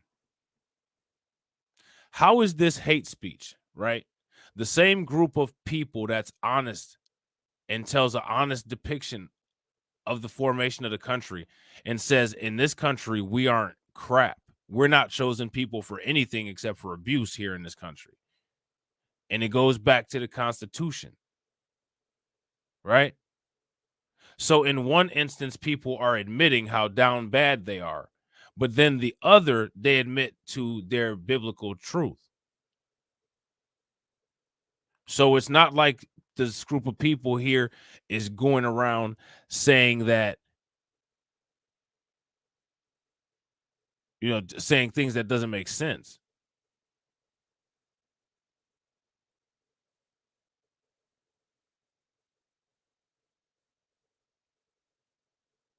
Right?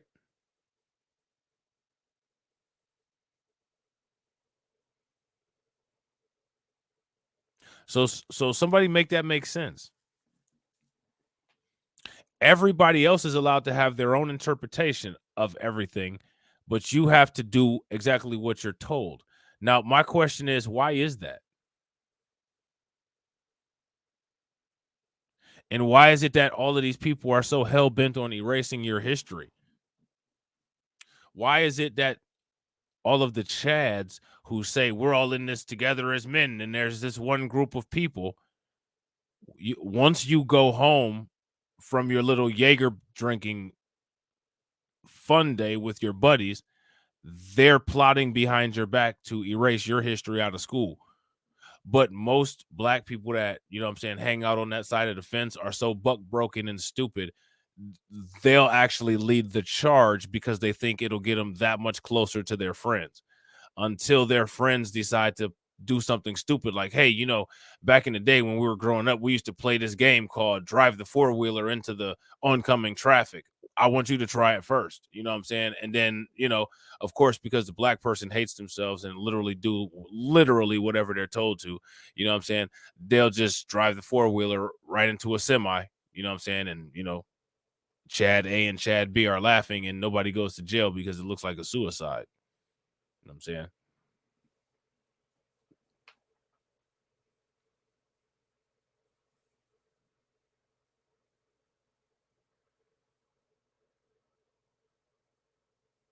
So make that make sense.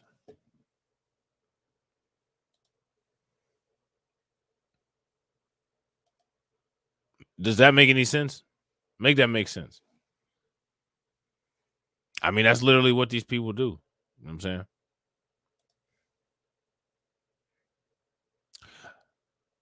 So it says the movie Hebrews to Negroes, Wake Up Black America uncovers the true identity of the children of Israel by proving the true ethnicity of Abraham, Ishmael, Isaac, Jacob, and the sons of Ham, Shem, and Japheth. Find out what Islam, Judaism, and Christianity has covered up for centuries in regards to the true biblical identity of the so-called Negro in this movie packed with tons of research. So now what this says is that there's a worldwide effort to cut you out of all history. This is being done with black history as well. You know what I'm saying? So you then have to ask the question, well, I mean, so these people literally just think that we were here thousands and thousands of years before them, and literally nothing went on. The entire world was on freeze until everybody else came around.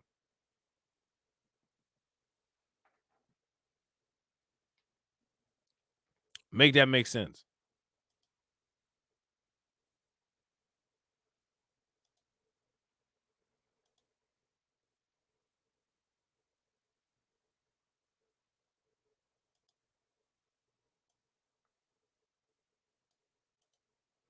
So now we're going to talk about the relationship between Nike and Kyrie. And I think that this is extremely important. And real quick, ladies and gentlemen, if you guys haven't smashed the like button, please make sure you guys smash the like button. Also, if you guys have not subscribed to the channel yet, make sure you take a moment, subscribe to the channel, hit the bell icon twice. Make sure you're subbed up to all of my backup channels.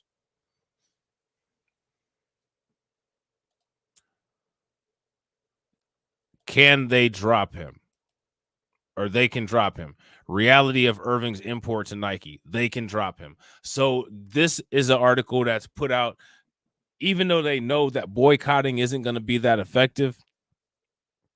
This is to deter boycotts, to make people say, well, you know, this isn't going to work anyway, whatever. And some people actually don't believe that the media is agenda based. You know?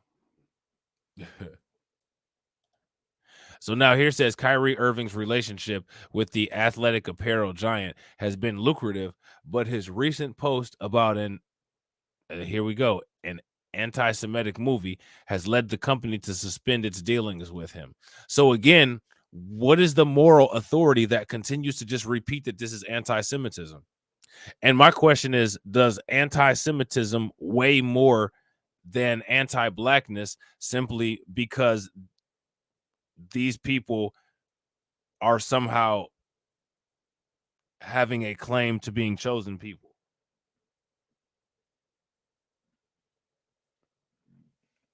How does that work? Does that make any sense?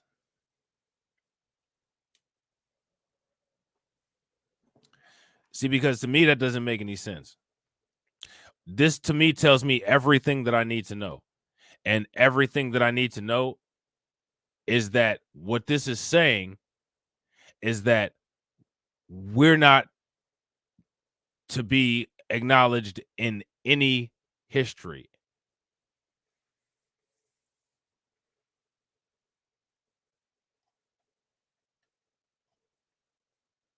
We're not to be acknowledged in any history, even civil rights history here in the United States.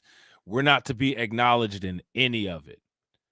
There's an immediate and ongoing effort to get Black people out of history, which I find fascinating because it looks like even these people who sit there and say that there's some kind of great replacement theory, who's out here actively replacing white history? Who's doing that? Where's that happening at? I mean, they're making that up as they go. We just heard Ron DeSantis, and then Kayleigh McKinney was on Fox sitting there talking about all men were created equal. I mean, you all just started believing that maybe about 70 years ago, and you still don't believe it. You claim that you believe it, but you don't.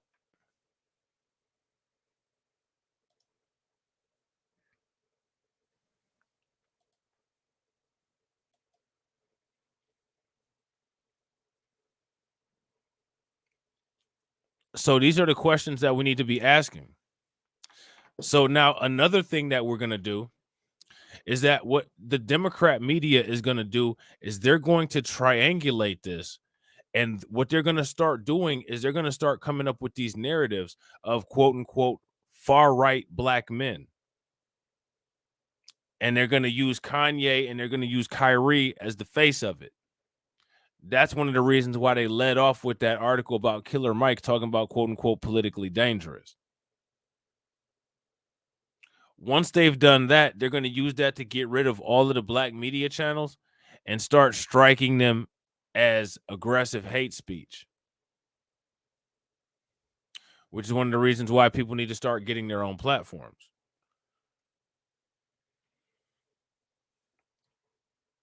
Okay.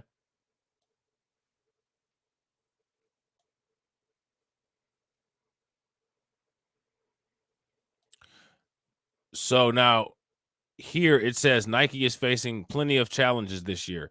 A glut of sneakers and sports clothing has built up in recent months, leading to concerns that Nike will have to work heavily to mark down prices on shoes and sportswear if it wants to sell them during the competitive holiday season. That has taken a toll on its stock, which has fallen 41% in the past year. So there you go. If you're a Nike stockholder and something happens and Nike stock goes up, you're going to be making pretty good money. Or if there's an influx of cash to Nike.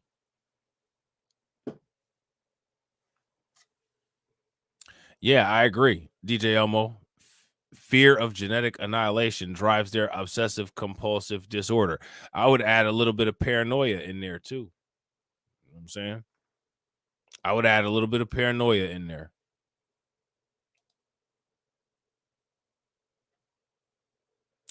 So I would finish this article, you guys, but I think you guys get the point. And the reason why I'm gonna skip past that, if this is still going on, when I get back, which I don't think it will be, because there'll be something else crazy going on, we'll continue to cover this. What I want to show you real quick now, though, is a critique of Amazon. Because the Washington Post came out with this article right here. And it's saying Amazon still sells the anti-Semitic film that led to Kyrie Irving's suspension. The end. There's no critique there. Do you notice that? All it is, this is just a sentence. Amazon still sells this. Now, let me ask you guys a question. Why is this headline not criticizing them? They wrote the headlines very different about Kyrie's tweets that doesn't mention anything. Then they wrote it about Amazon actually making a business out of it, collecting money and distributing it. Why is that?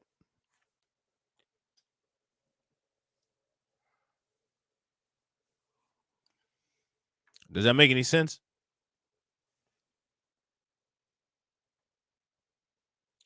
Why does this headline look so different and this company is pushing those books like weight?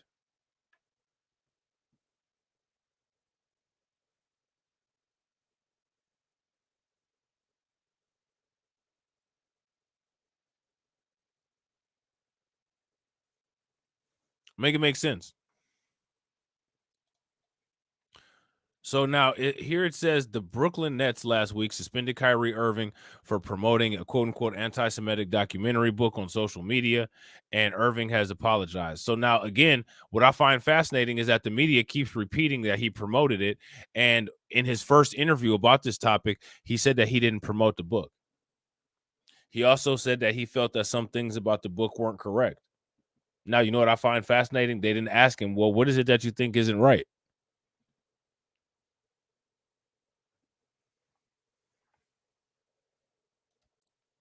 So now here it says, now the team and the Anti-Defamation League want Amazon to be held accountable as well. So now let me ask you guys a question. Is this a money grab? Why go after? See, you hold out on Kyrie. You don't accept Kyrie's money. You act like you're outraged about Kyrie, and then you go for the big money.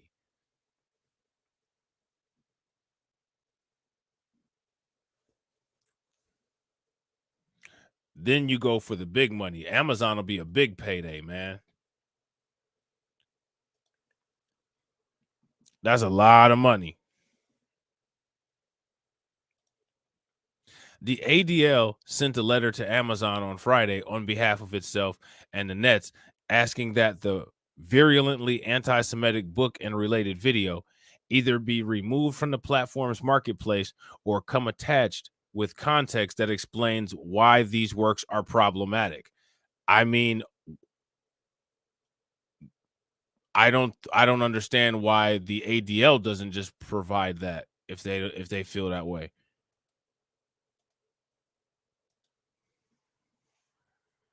Isn't that weird? Like, don't you guys think that the ADL should provide that if they feel that way?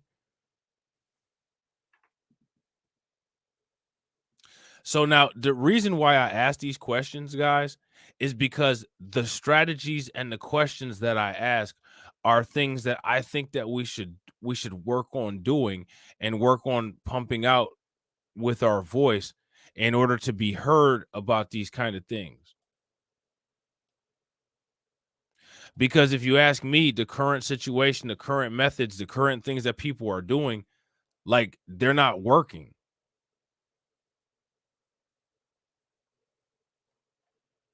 And they haven't been working for a very long time. But we're just supposed to sit here and act like we're in some kind of loop. Life on repeat.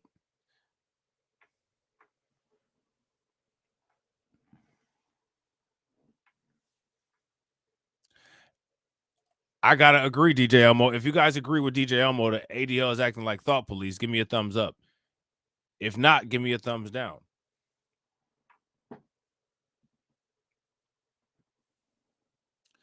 Now, the ADL is not an authoritative body. They don't have any governmental power. They don't have anything. So my thing is why is everybody literally just doing as they command? They're not a legal body.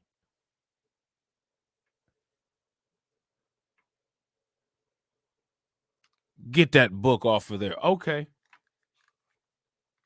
It's not like they're going to come up and arrest you or anything.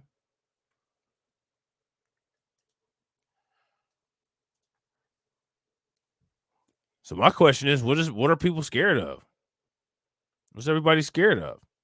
And real quick, guys, if you guys haven't smashed that like button, please take a moment, smash that like button. Also, if you're on Facebook, if you're on Twitter, please help your boy out by making sure that you guys share this video out. All right.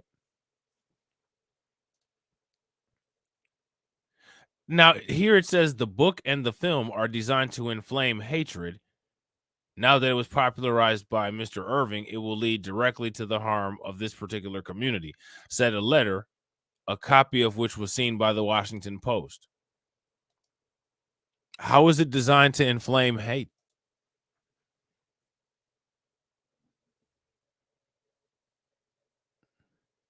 Does that make any sense?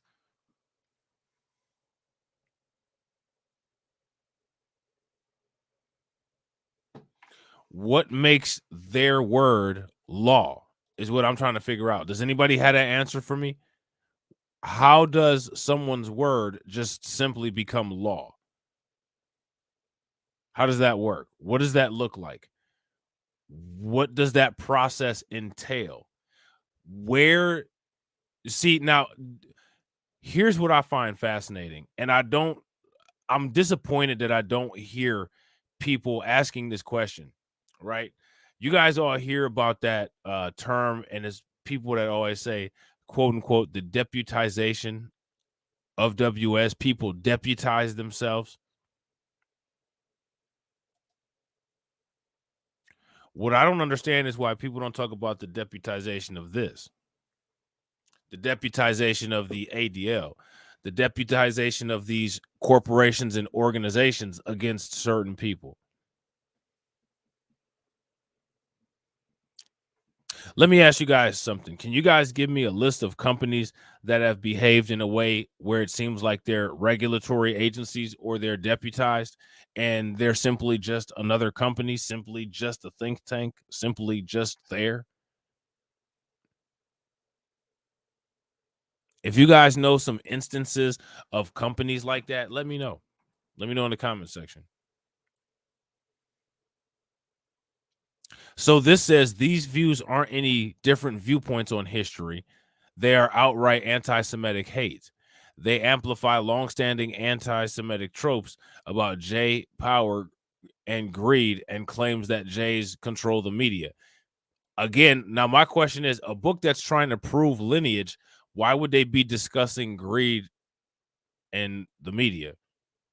It would seem to me that they would be mainly discussing the book of Numbers. And then whatever chapters in the Bible, Judah and maybe Solomon, maybe King David, it may be Nebuchadnezzar and Abraham, Isaac, and Ishmael.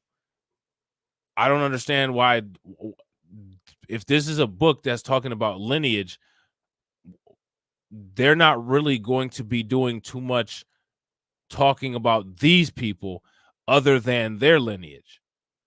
You know what I'm saying? So I don't understand how that works. Definitely appreciate it, Janesta. I'm gonna definitely miss y'all too. We're gonna have by the time I get back, we're gonna have the first stream back, we're gonna have a good stream.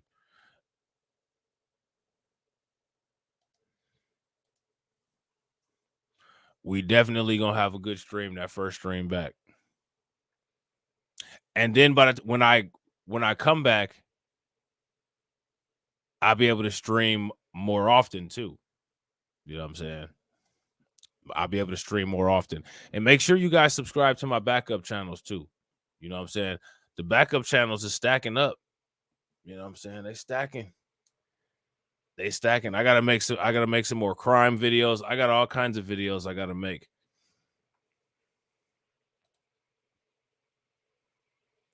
So now here it says the American J Committee also asked its supporters to help them urge Amazon to reaffirm its commitment to fight anti-Semitism by removing this anti-J swill. All right.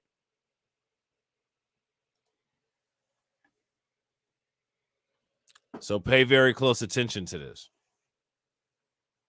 And pay very close attention to how this community treats the other transparent people very different than how they're treating Kyrie Irving.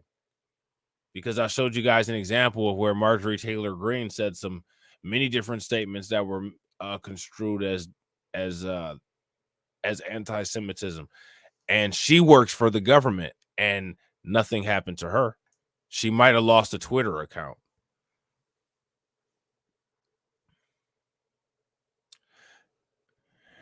Yeah, we can definitely get on auditing Africa with a ish focus. Super facts. Super duper facts. Super duper facts. You know what I'm saying? I'll definitely be able to do more when I get back with the backup channels. So that'll be what's up. Amazon did not respond to the post about the future of the book and documentary on its website. The 2014 book, Hebrew to Negroes, Wake Up Black America, and 2018 documentary by the same name are still available on Amazon, and they are each listed as a bestseller. Neither currently comes with a disclaimer about harmful content. Again, so what if you guys see what they're doing? They're trying to just force these companies to try to put all kinds of verbiage around these texts to make them seem incompetent and irrelevant. Because again, in all of this, we always have to keep the focus. The evidence needs to be shown, and they haven't quoted anything that is implying any harm be placed on any people at all. This is why it's important for everybody to actually check this out, just to fact check it.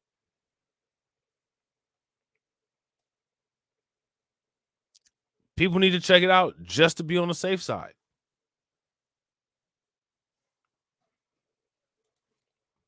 Two weeks ago, Irving tweeted about the film to his 4.6 million followers. He deleted the tweet, but refused to apologize for it for a week before relenting and posting an apology on Thursday. The Nets suspended him for at least 5 games. Nike ended its relationship with the NBA star. The ADL turned down his offered donation of $500,000 to be used in anti-hate causes. The book has become hot because of the news. All of the sellers, including Amazon, have cashed in, said Alvin H. Rosenfield, director of Center for the Study of Contemporary Anti-Semitism and professor at Indiana University. It's very ugly. So what you can see here is that it seems like the main amount of the outrage is that they're not getting any royalty checks from the sale of this book. And now that they've already shaken Kyrie down, what they're about to do is go ahead and go on and shake down Amazon.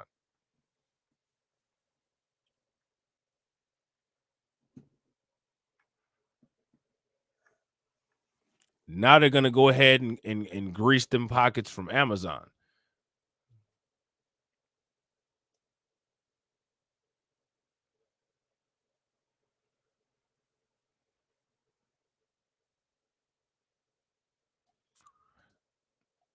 Which is crazy. Rosenfield said banning books is not a solution. Now, here's my question, right? What we're going to do is we're going to sit here and say that banning books is not the solution. But what we're going to do is the books that we don't like, we're going to try to make it where those books are not books that can be used for any kind of valid academia, effectively canceling them.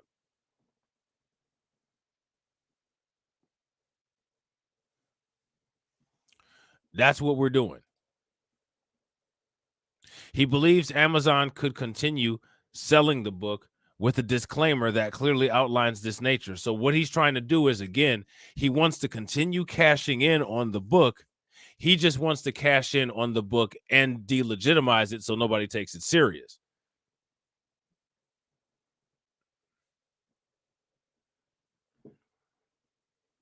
Oh, keep selling it because I want the money. But what we're going to do is we're going to make it where it seems like this isn't information that can be found in academia. And we're going to try to say that this is hate speech. And again, it's not just Hebrews to Negroes. Literally, they can and will and are going to attempt to do this to any and everything that they don't like.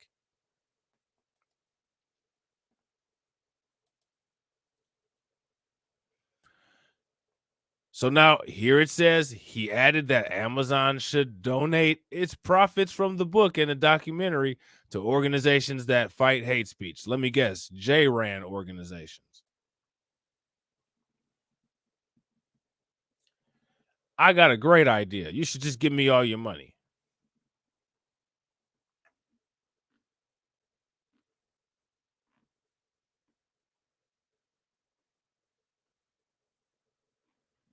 I will only feel better if you give me all of your money. You think you could do that? It's irresponsible to make money from such a toxic book, he said, while he literally just asked to receive payouts from the money made from that toxic book. You know what I'm saying? Like, he literally just did that. Real quick, ladies and gentlemen, make sure you guys show some love. Shout out to Janesta for the $2 super chat. She says, how long are you going to be gone? Your boy is going to be gone until November 22nd.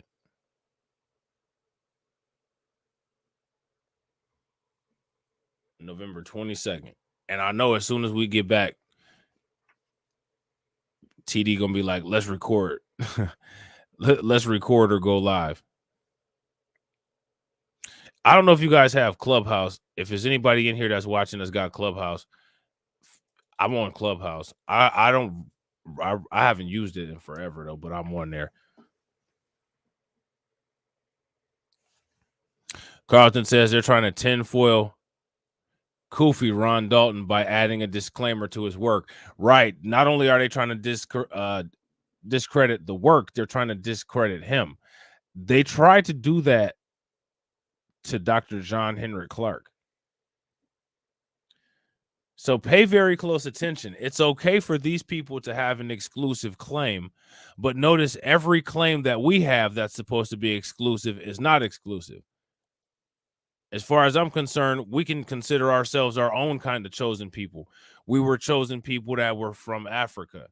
You know what I'm saying? African melanated people.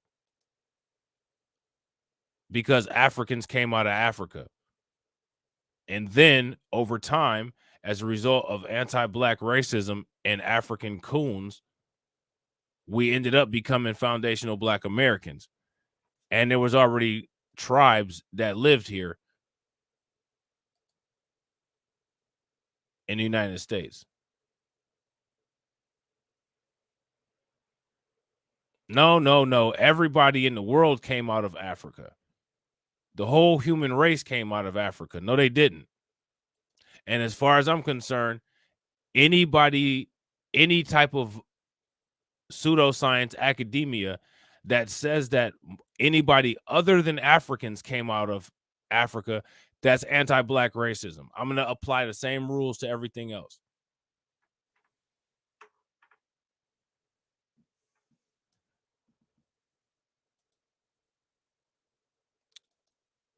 That this kind of logic would literally be accepted. It wouldn't be accepted anywhere.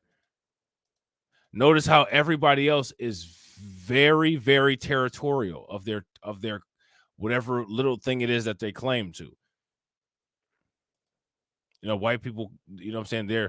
I don't understand the logic behind being proud of your skin. It's just skin, but they're very proud of their skin. And they cling to it.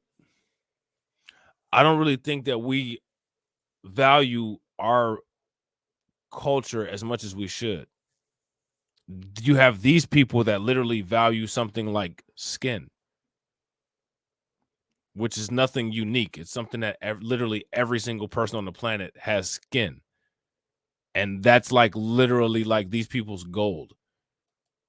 I mean, to me, that's just bizarre. But again, this is coming from the minds of psychos. You know what I'm saying? So you wouldn't expect it to make sense. You know what I'm saying? So now here it says the book is not only anti-Semitic. It's not the only book being anti-Semitic book being sold by Amazon. The website still sells copies of Mein Kampf by Adolf Hitler. So shout out to my man TD Hip Hop Media, because he actually talked about this. And I think this article might have came out after TD did that video. They wanted to make sure that they covered all bases.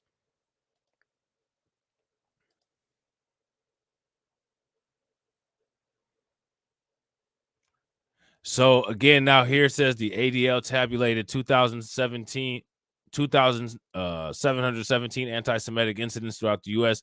in 2021. It said in this letter, this was a 34% increase from 2022. And again, we've been having astronomical amounts of anti-Black crime, hate crimes that have increased at the highest rate in the United States.